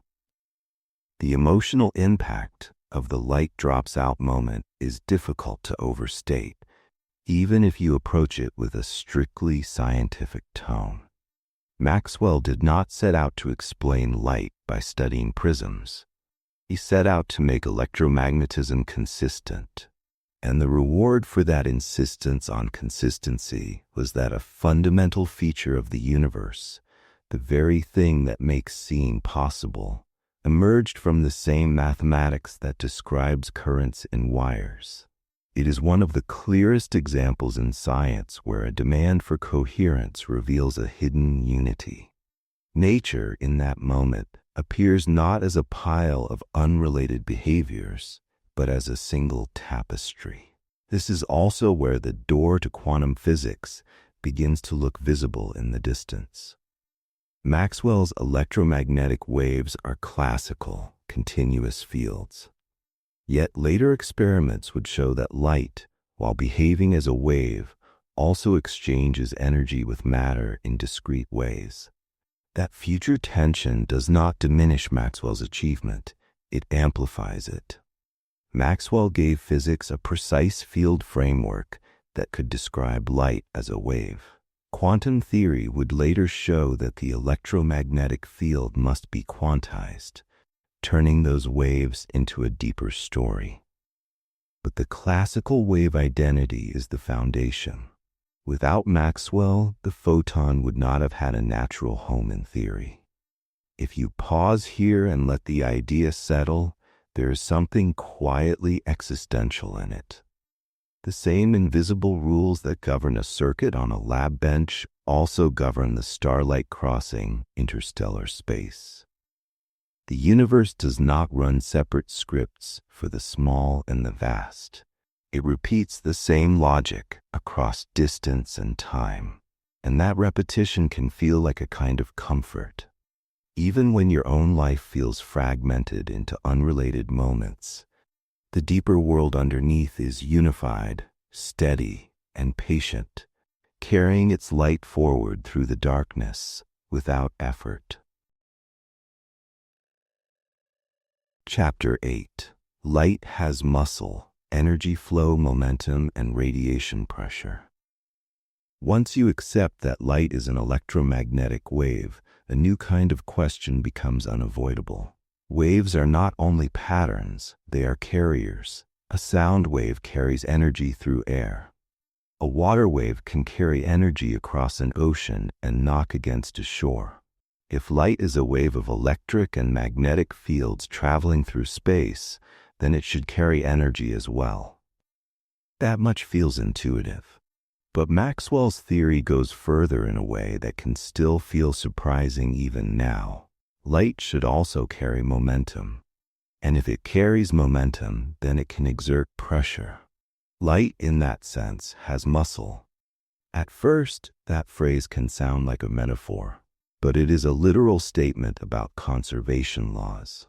In physics, energy and momentum are not optional qualities. If a system transports energy, it typically transports momentum too, because both are part of the same accounting framework. Momentum is not just mass times velocity in the everyday sense. It is the measure of motion and the quantity that must be conserved when forces act and interactions occur. If electromagnetic waves carry momentum, then when they are absorbed or reflected by matter, that momentum must go somewhere. Matter must recoil, however slightly. That recoil is radiation pressure. In classical electromagnetism, energy resides in the electric and magnetic fields. When those fields oscillate in an electromagnetic wave, they store energy locally and then pass it along as the wave propagates. The key idea is that the energy does not sit inside a beam like a fluid in a pipe. It is distributed throughout the region where the fields exist, rising and falling as the fields change. The transport of this energy is described by a quantity called the pointing vector, which points in the direction energy flows and has a magnitude that tells you the power per unit area passing through space. You do not need to write the expression to understand what it means. It is a way of translating the field configuration into a statement about how energy moves. This matters because it makes a beam of light something you can treat as a physical current of energy in space. When sunlight warms your skin, it is because energy carried by electromagnetic waves is being absorbed by molecules, converted into internal energy, and then distributed as heat. When a solar panel generates electrical power, it is because energy carried by light is being converted into the energy of charge carriers in a semiconductor. When a laser can cut or weld, it is because a concentrated energy flow is being deposited in a material at a high rate. In each case, the wave is not just information. It is a transfer of energy that can be measured and used. But the momentum aspect is where the conceptual shift becomes sharper. Momentum in fields can seem abstract because we are used to associating momentum with objects that have mass. Yet, in modern physics, momentum is more general. It is the conserved quantity associated with spatial translation symmetry. If the laws of physics do not change from place to place, momentum conservation follows. Electromagnetic fields, being part of the physical world, participate in that symmetry and therefore can carry momentum. In simple terms, the field can have a directional push stored in its configuration, and that push can be transferred to matter. The prediction that light exerts pressure is older than many people realize. It follows from Maxwell's equations and from the field energy momentum accounting that comes with them. The pressure is small for everyday light intensities, which is why it does not feel obvious in daily life. But small is not the same as non-existent. With sensitive apparatus, radiation pressure can be measured. It shows up when light is absorbed or reflected by surfaces, producing a tiny force. Reflection generally produces a larger momentum transfer than absorption because the direction of the light's momentum changes more dramatically. In the language of conservation, a bigger change in momentum implies a bigger impulse on the material. This is one reason bright, focused light can do more than heat. If you confine light in a cavity between mirrors, the repeated reflections correspond to repeated momentum exchanges. The resulting pressure contributes to the mechanical stresses on the mirrors. In high-power optical systems, radiation pressure can become a practical design consideration. In precision experiments, radiation pressure can become a signal that must be carefully managed or a tool that can be exploited. A striking modern example is gravitational wave detection. Instruments like interferometers use laser beams reflecting between mirrors over long effective path lengths. These detectors are so sensitive that even tiny forces can matter. Radiation pressure from the laser light can nudge mirrors, adding noise at certain frequencies and influencing the instrument's behavior. Engineers and physicists must account for this effect to reach the sensitivity needed to detect space-time ripples from distant cosmic events. Here, light's muscle is not a philosophical curiosity. It is a real, measurable, mechanical influence in one of the most advanced measurement devices humanity has built. Radiation pressure also matters in astronomy and space physics. Comets famously display tails that point away from the sun, and while part of that behavior comes from the solar wind, radiation pressure plays a role in pushing dust particles outward. Small grains can be significantly influenced by the momentum carried by sunlight.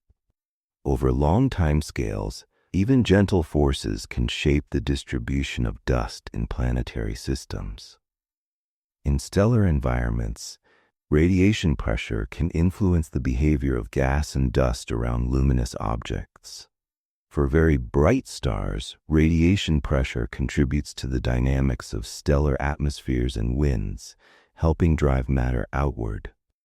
When you scale up to cosmic luminosities, the small force becomes a major astrophysical actor. Another place radiation pressure becomes a practical tool is in optical trapping and manipulation. Focused laser beams can exert forces on small particles, including microscopic beads or even biological cells. The mechanism involves both momentum transfer and gradients in the field intensity. These optical tweezers allow scientists to hold and move tiny objects without physical contact, making delicate measurements possible in biology and soft matter physics. This is one of those remarkable outcomes of field theory. The same electromagnetic principles that explain radio transmission can also be used to hold a particle in place with light. From a purely classical perspective, the momentum carried by light can be understood as part of the field's energy flow. Energy moving in a direction implies momentum in that direction. In relativity, energy and momentum are tightly linked, and electromagnetic radiation is a clean example of that relationship.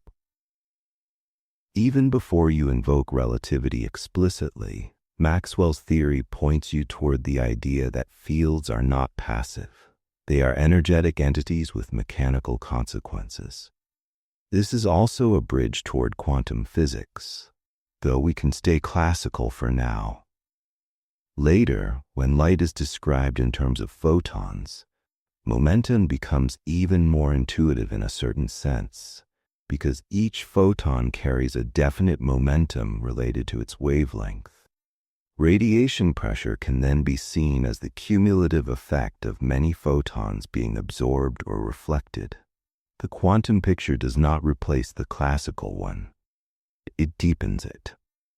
The classical description explains how momentum is stored and transported in the electromagnetic field. The quantum description explains how that momentum exchange with matter often occurs in discrete events.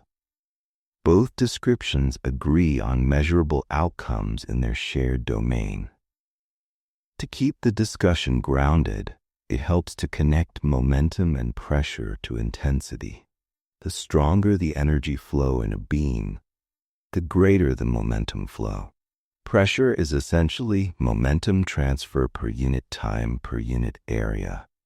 That is why intense beams produce larger radiation pressure, and why large reflective surfaces in strong light fields experience measurable forces. In the vacuum of space, where there is no air drag, even a small continuous force can accumulate into a significant velocity change over long durations. This is the principle behind solar sails, an idea where a spacecraft uses a large reflective sail to capture momentum from sunlight. The acceleration is tiny compared to chemical rockets, but it is continuous and does not require fuel. Over time, it can build to substantial speeds, making it a compelling concept for certain deep space missions. In the framework of classical electromagnetism, none of this is mysterious. It is the natural result of treating the electromagnetic field as a bearer of energy and momentum. The same field that can exist in empty space can also deliver mechanical influence across that space. This is why Maxwell's unification was more than a tidy merger of electricity and magnetism. It was a theory of how the universe moves energy around without requiring matter to carry it. There is also a philosophical clarity in how this works. Light does not decide to push things. It does not need intention. The push is the inevitable accounting that comes with conservation laws. When light changes direction by reflecting, or when it stops by being absorbed, momentum must be conserved. That conservation is expressed as a force on the surface. In that sense, radiation pressure is a quiet demonstration of how physics makes the universe self-consistent. Nothing is allowed to happen without its balance being restored somewhere. When you combine this with the earlier realization that light is an electromagnetic wave, a deeper picture starts to form. The electromagnetic field is not merely a messenger of forces between charges. It is an active participant in the dynamics of the world. It can store energy, transport it, carry momentum, and exert forces. It connects the smallest scales where charges respond to fields, to to the largest scales, where starlight shapes dust clouds and drives winds. It is the same framework, operating without changing its rules. And if you let that settle into a more existential register, there is something quietly humbling in it. The light that reaches you is not just an image. It is a physical connection, a transfer of energy and momentum across distance and time. Photons from the sun have traveled through vacuum and arrived with enough presence to warm your skin and move matter, even if by a tiny amount. In the end, that can feel like a gentle reminder that you are not separate from the universe's processes.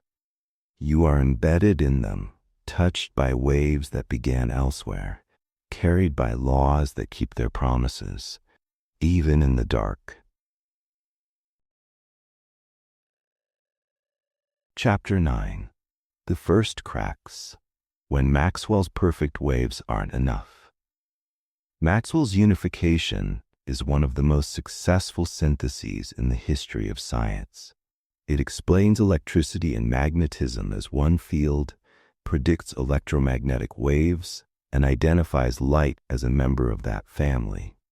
It accounts for polarization, reflection, refraction, and many of the optical phenomena that had once seemed separate. It gives light energy, momentum, and a clean mechanism for propagation through vacuum.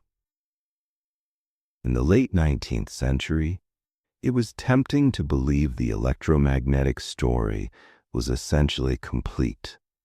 And in a sense, it was complete within its domain. Maxwell's equations, combined with the classical laws of motion and the emerging statistical view of heat, could explain an enormous range of observed behavior. The cracks that appeared were not simple failures like a wrong sign or a missing factor. They were deeper. They appeared when light interacted with matter in ways that demanded an explanation of how energy is exchanged at microscopic scales. Maxwell's waves could travel perfectly through empty space, but the moment they met atoms, something subtle and stubborn began to happen. The wave picture still worked beautifully for propagation and interference, yet it struggled to explain the rules of energy transfer in certain experiments. This was the beginning of the quantum door opening. One of the most famous cracks came from the study of thermal radiation, often discussed through the idea of a blackbody. A blackbody is an idealized object that absorbs incoming electromagnetic radiation extremely well, and when in thermal equilibrium, emits radiation with a characteristic spectrum that depends only on its temperature. In practice, a cavity with a small hole can approximate a blackbody. Radiation entering the hole bounces around inside and is mostly absorbed, and radiation emerging from the hole reflects the equilibrium radiation inside the cavity. This setup allowed physicists to measure the distribution of emitted light across different wavelengths at different temperatures with increasing precision. The experimental results had a specific shape. At any given temperature, the emitted radiation intensity rises with frequency to a peak and then falls off at higher frequencies. As temperature increases, the peak shifts and the total emitted power increases. These patterns were reproducible and increasingly well measured. The challenge was to derive that spectrum from fundamental theory. Classical physics approached the problem using a combination of Maxwell's electromagnetic theory and statistical mechanics. Inside a cavity, electromagnetic radiation can be described as standing waves, modes of the electromagnetic field that fit the cavity's boundary conditions. Each mode is like a harmonic oscillator, and classical statistical mechanics assigns, on average, the same amount of thermal energy to each independent mode at equilibrium. This principle, known from the equipartition theorem, works well in many classical contexts, but when applied to electromagnetic modes, it leads to a catastrophe. The reason is that the number of available electromagnetic modes increases rapidly at higher frequencies. If each mode gets the same average energy, then the total energy stored in radiation at high frequencies becomes enormous, and in the idealized limit, it diverges. This implies that a hot object should emit an infinite amount of energy in the ultraviolet and beyond, which is obviously not what is observed. Even before reaching infinity, the classical prediction becomes wildly wrong. It says the radiation should keep increasing at short wavelengths, whereas experiments show it drops off. This conflict is what became known as the ultraviolet catastrophe. The name sounds dramatic, but the real drama was conceptual.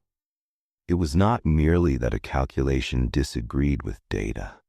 It was that the most respected frameworks of the time, Maxwell's waves and classical statistical mechanics, produced a prediction that was fundamentally incompatible with reality.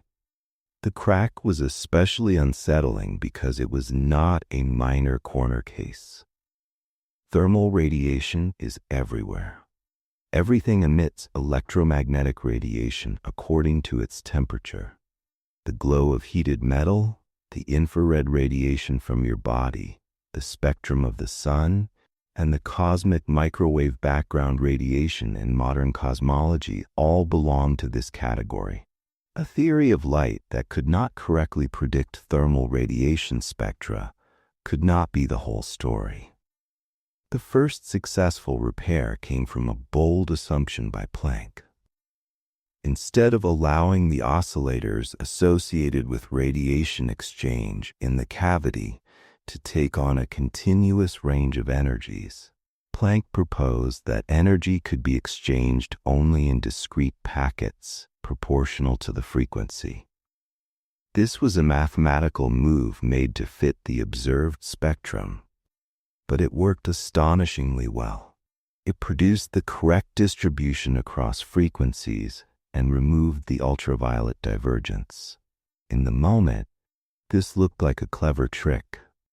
In retrospect, it was the first clear sign that energy exchange at microscopic scales is quantized. Planck's move did not immediately overthrow Maxwell's wave theory. It preserved the wave description of radiation in the cavity. The quantization entered at the level of emission and absorption, the interaction between radiation and the material walls. That distinction is crucial. Maxwell's equations still describe how electromagnetic fields evolve in space and time. What failed was the classical assumption that energy can be exchanged continuously in arbitrary amounts between matter and the field.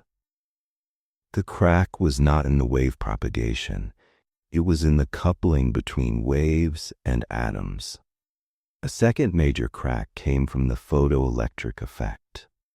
When light shines on certain metals, electrons can be ejected. Classical wave theory suggests that increasing the intensity of light should increase the energy delivered to electrons, and thus electrons should be ejected with greater kinetic energy, regardless of the light's frequency, given enough time.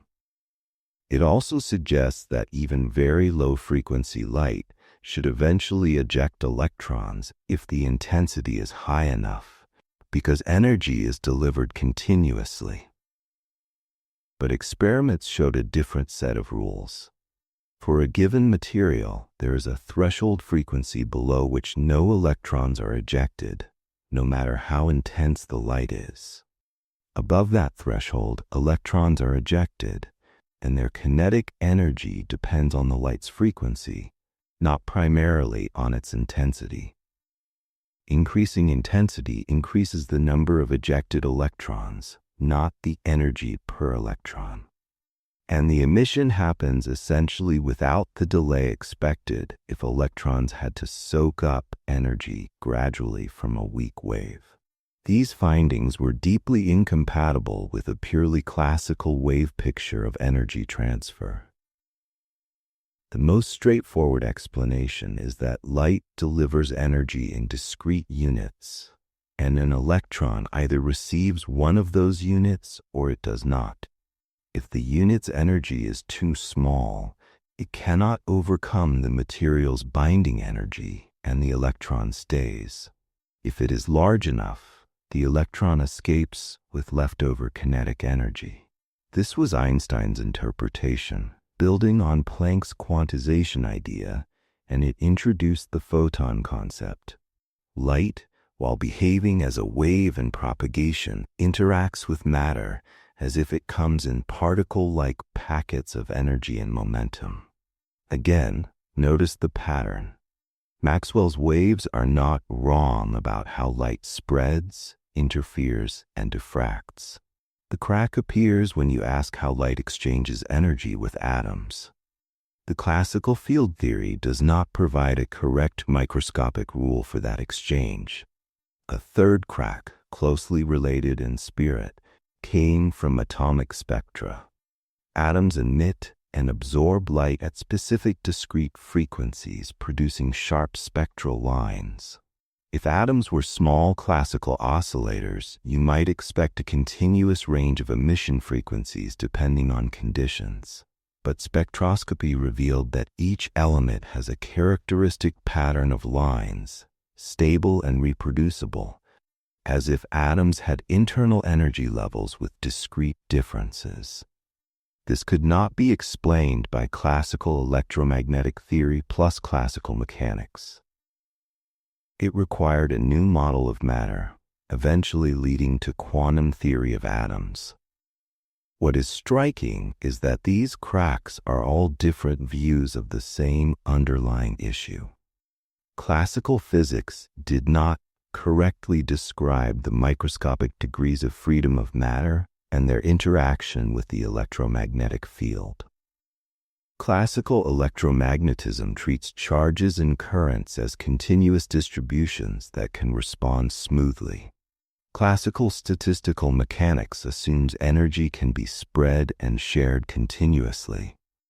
But at atomic scales, matter is not continuous in that way. Electrons occupy quantized states. Energy exchange occurs in discrete transitions. The electromagnetic field, when interacting with these transitions, behaves as though it is quantized as well. From the modern viewpoint, the clean resolution is quantum electrodynamics, where the electromagnetic field is quantized and photons are the field's excitations. Maxwell's equations emerge as the classical limit of this quantum field theory. In regimes where large numbers of photons and coherent states make the field behave like a smooth wave. In other words, the cracks did not destroy Maxwell's theory. They placed it in a larger framework. Maxwell's equations remain exact in their classical domain and extraordinarily useful, but they are not the final microscopic description of how light and matter exchange energy. There is an important philosophical lesson in how these cracks appeared. They did not come from a failure of mathematical elegance. Maxwell's theory is elegant. They came from the universe insisting on a different accounting rule at small scales. The world was not obligated to match human expectations about continuity. The experiments forced physics to accept that nature has a grain, a discreteness, in how it trades energy between fields and matter. Yet even here, there is continuity of a different kind. The field idea survives.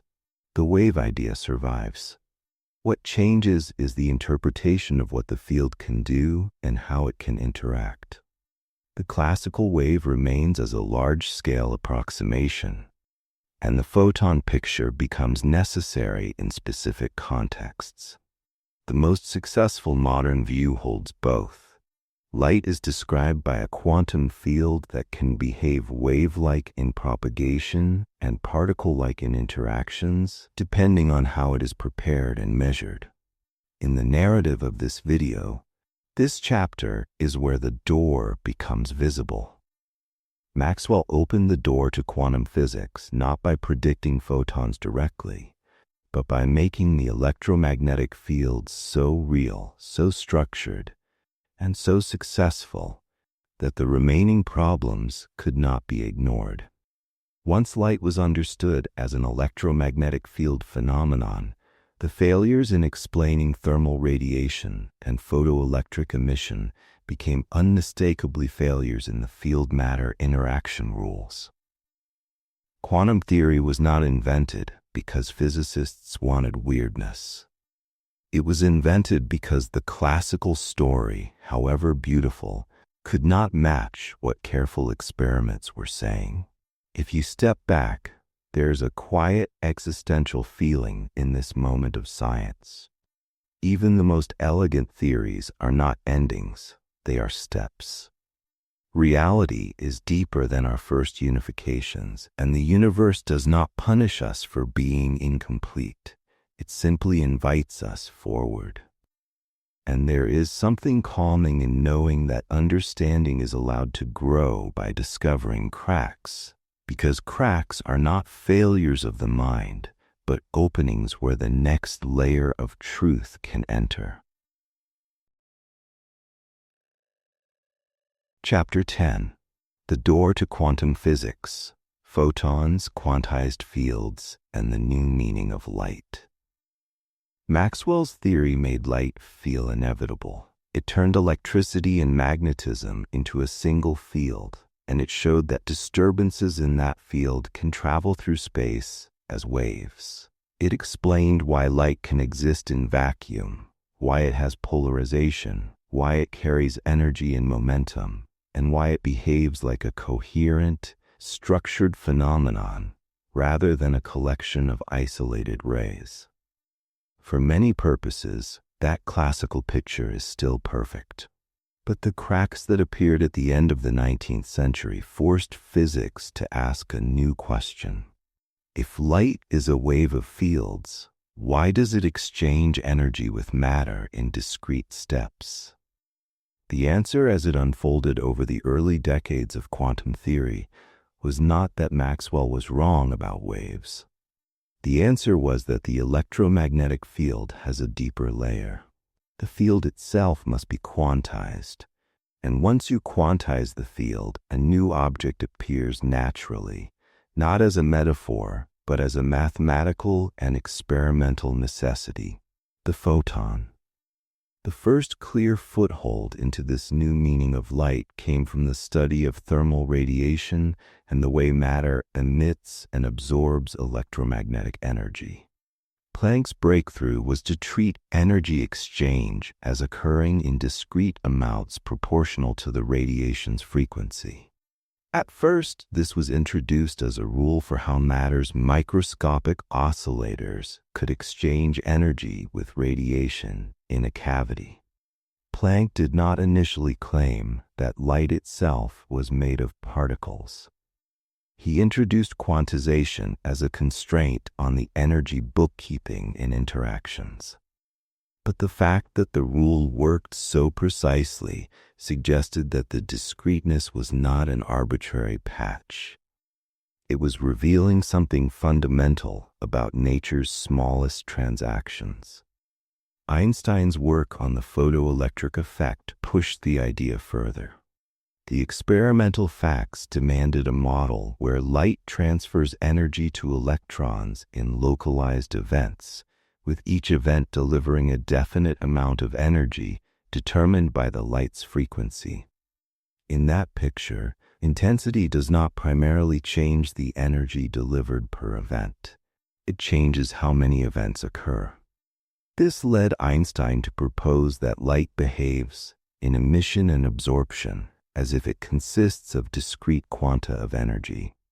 These quanta later came to be called photons. It is important to say this carefully because the photon idea can easily be misunderstood as a simplistic return to a particle-only view. A photon is not a tiny classical ball flying through space.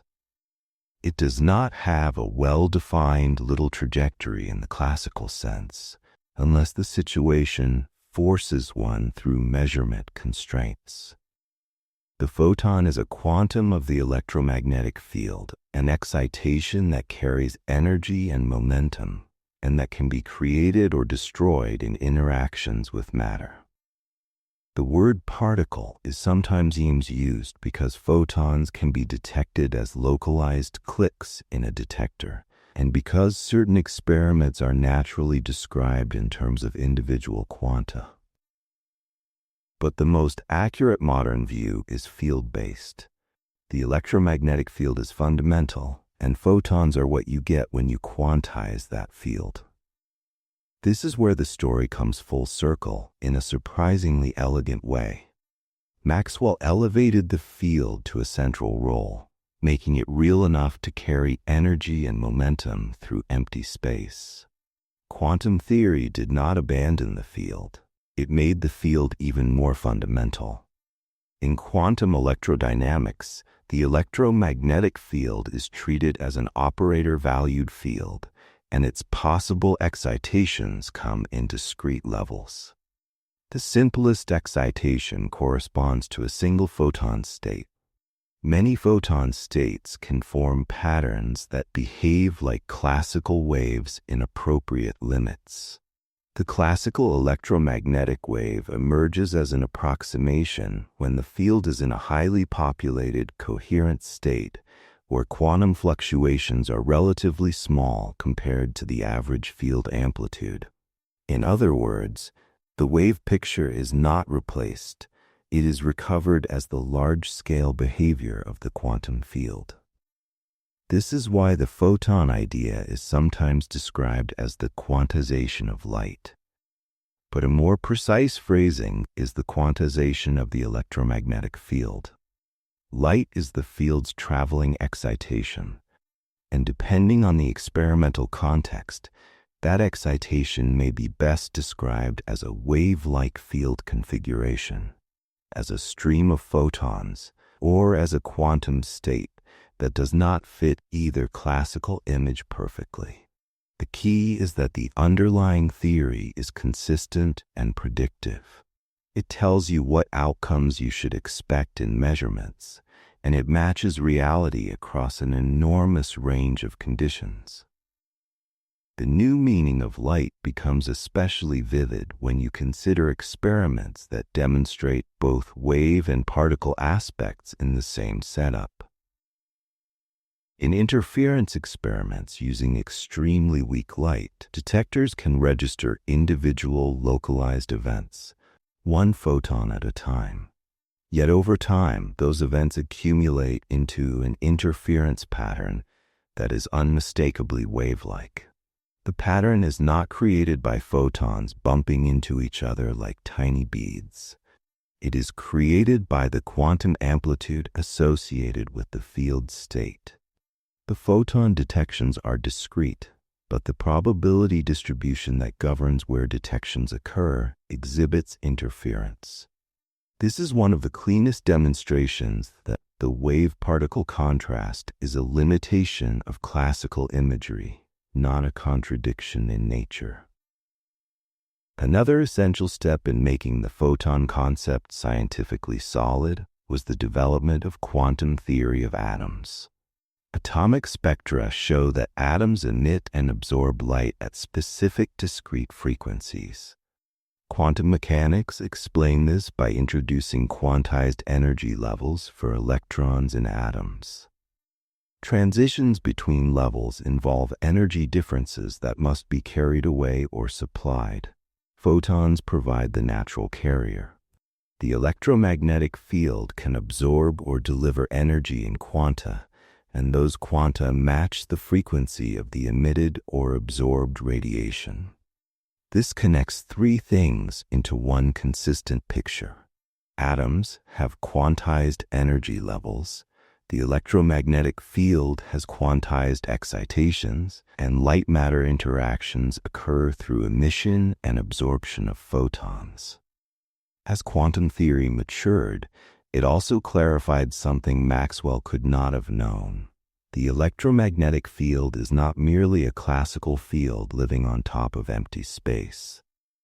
In modern quantum field theory, fields are the basic entities, and particles are excitations of those fields. The electron is an excitation of the electron field. The photon is an excitation of the electromagnetic field. This viewpoint reshapes what matter and radiation mean. The world is not fundamentally a collection of little objects embedded in a stage called space. It is a collection of fields whose excitations behave like objects under certain conditions. Quantum electrodynamics, the quantum field theory of electromagnetism, became one of the most precisely tested theories in all of science. It describes how charged particles interact by exchanging photons, and how the electromagnetic field itself behaves at the quantum level. It predicts subtle corrections to atomic energy levels, such as the Lamb shift, and it predicts the anomalous magnetic moment of the electron with extraordinary accuracy when compared to experiments. These successes do not merely confirm photons, they confirm the deep consistency of the quantized field framework. At the same time, QE also preserves the essential content of Maxwell's equations. In regimes where quantum effects are averaged over many photons, the expectation values of the quantum fields obey equations that resemble Maxwell's classical equations. This is not a coincidence. It is a hallmark of good physical theory. The new framework contains the old framework as an approximation in the domain where the old framework worked. Maxwell remains the classical limit of a quantum theory, rather than a discarded relic. The photon also resolves the earlier cracks in a unified way. Blackbody radiation becomes understandable because the electromagnetic field's energy is quantized, and the distribution of photon energies at thermal equilibrium follows the correct statistical rules. The ultraviolet catastrophe vanishes because the equipartition assumption does not apply in the naive classical way to quantized modes. High-frequency modes are not automatically populated with equal energy at a given temperature. The photoelectric effect becomes natural because electrons in a material require a minimum energy to escape, and photons deliver energy in discrete packets. Atomic spectra become natural because atoms have quantized transitions, and photons match those transitions. Each crack becomes a window into the same deeper structure. Yet it is also important to be honest about what the photon concept does not do. It does not mean light is always best imagined as a stream of particles traveling along definite paths. It does not mean classical intuition can be fully restored by replacing waves with bullets. Quantum theory is not a compromise between wave and particle. It is a different framework. It uses states, amplitudes, and measurement rules that can produce both wave-like and particle-like outcomes depending on the experiment. The photon is a real entity in that framework, but it is a quantum entity and it refuses to behave like a classical object when you ask questions that exceed what the quantum state can support. This new meaning of light also changes how we think about the vacuum. In classical electromagnetism, vacuum is the absence of matter, a place where fields can exist and propagate. In quantum field theory, vacuum is the lowest energy state of the field, but it is not trivial emptiness. It has structure in the sense that fields have fluctuations even in their ground state. and those fluctuations can have observable consequences in certain contexts, such as the Casimir effect. These effects are subtle and require careful interpretation, but the broader point stands. The quantum vacuum is an active stage, not a blank nothing. From Maxwell's perspective, the electromagnetic field already gave space a kind of reality. From the quantum perspective, that reality becomes deeper. Space is filled with fields, and what we call particles are excitations of those fields. Light, then, is not merely illumination. It is the electromagnetic field expressing itself in quantized form, carrying energy and momentum, forming interference patterns, driving chemistry, and connecting distant regions of the universe through radiation. When you look back, it becomes clear why the story can be told as Maxwell accidentally opening the door. Maxwell did not invent quantum physics, but he built a field framework so powerful and so unifying that it made light a well-defined physical phenomenon, governed by precise laws. Once that was achieved, the remaining anomalies could no longer be explained away as misunderstandings of optics. They were mismatches between a classical field description and the observed microscopic rules of energy exchange. The only way forward was to quantize the field and accept photons as real excitations. And this is where the narrative offers a quiet existential reflection. Light is both continuous and discrete, both spread out and localized, depending on how you meet it.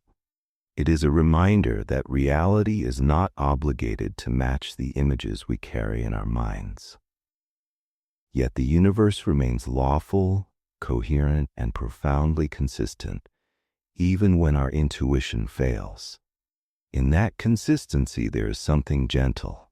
You can let your thoughts settle, knowing that beneath the surface complexity, the world holds together with a patient logic, and you are, for a moment, allowed to rest inside it.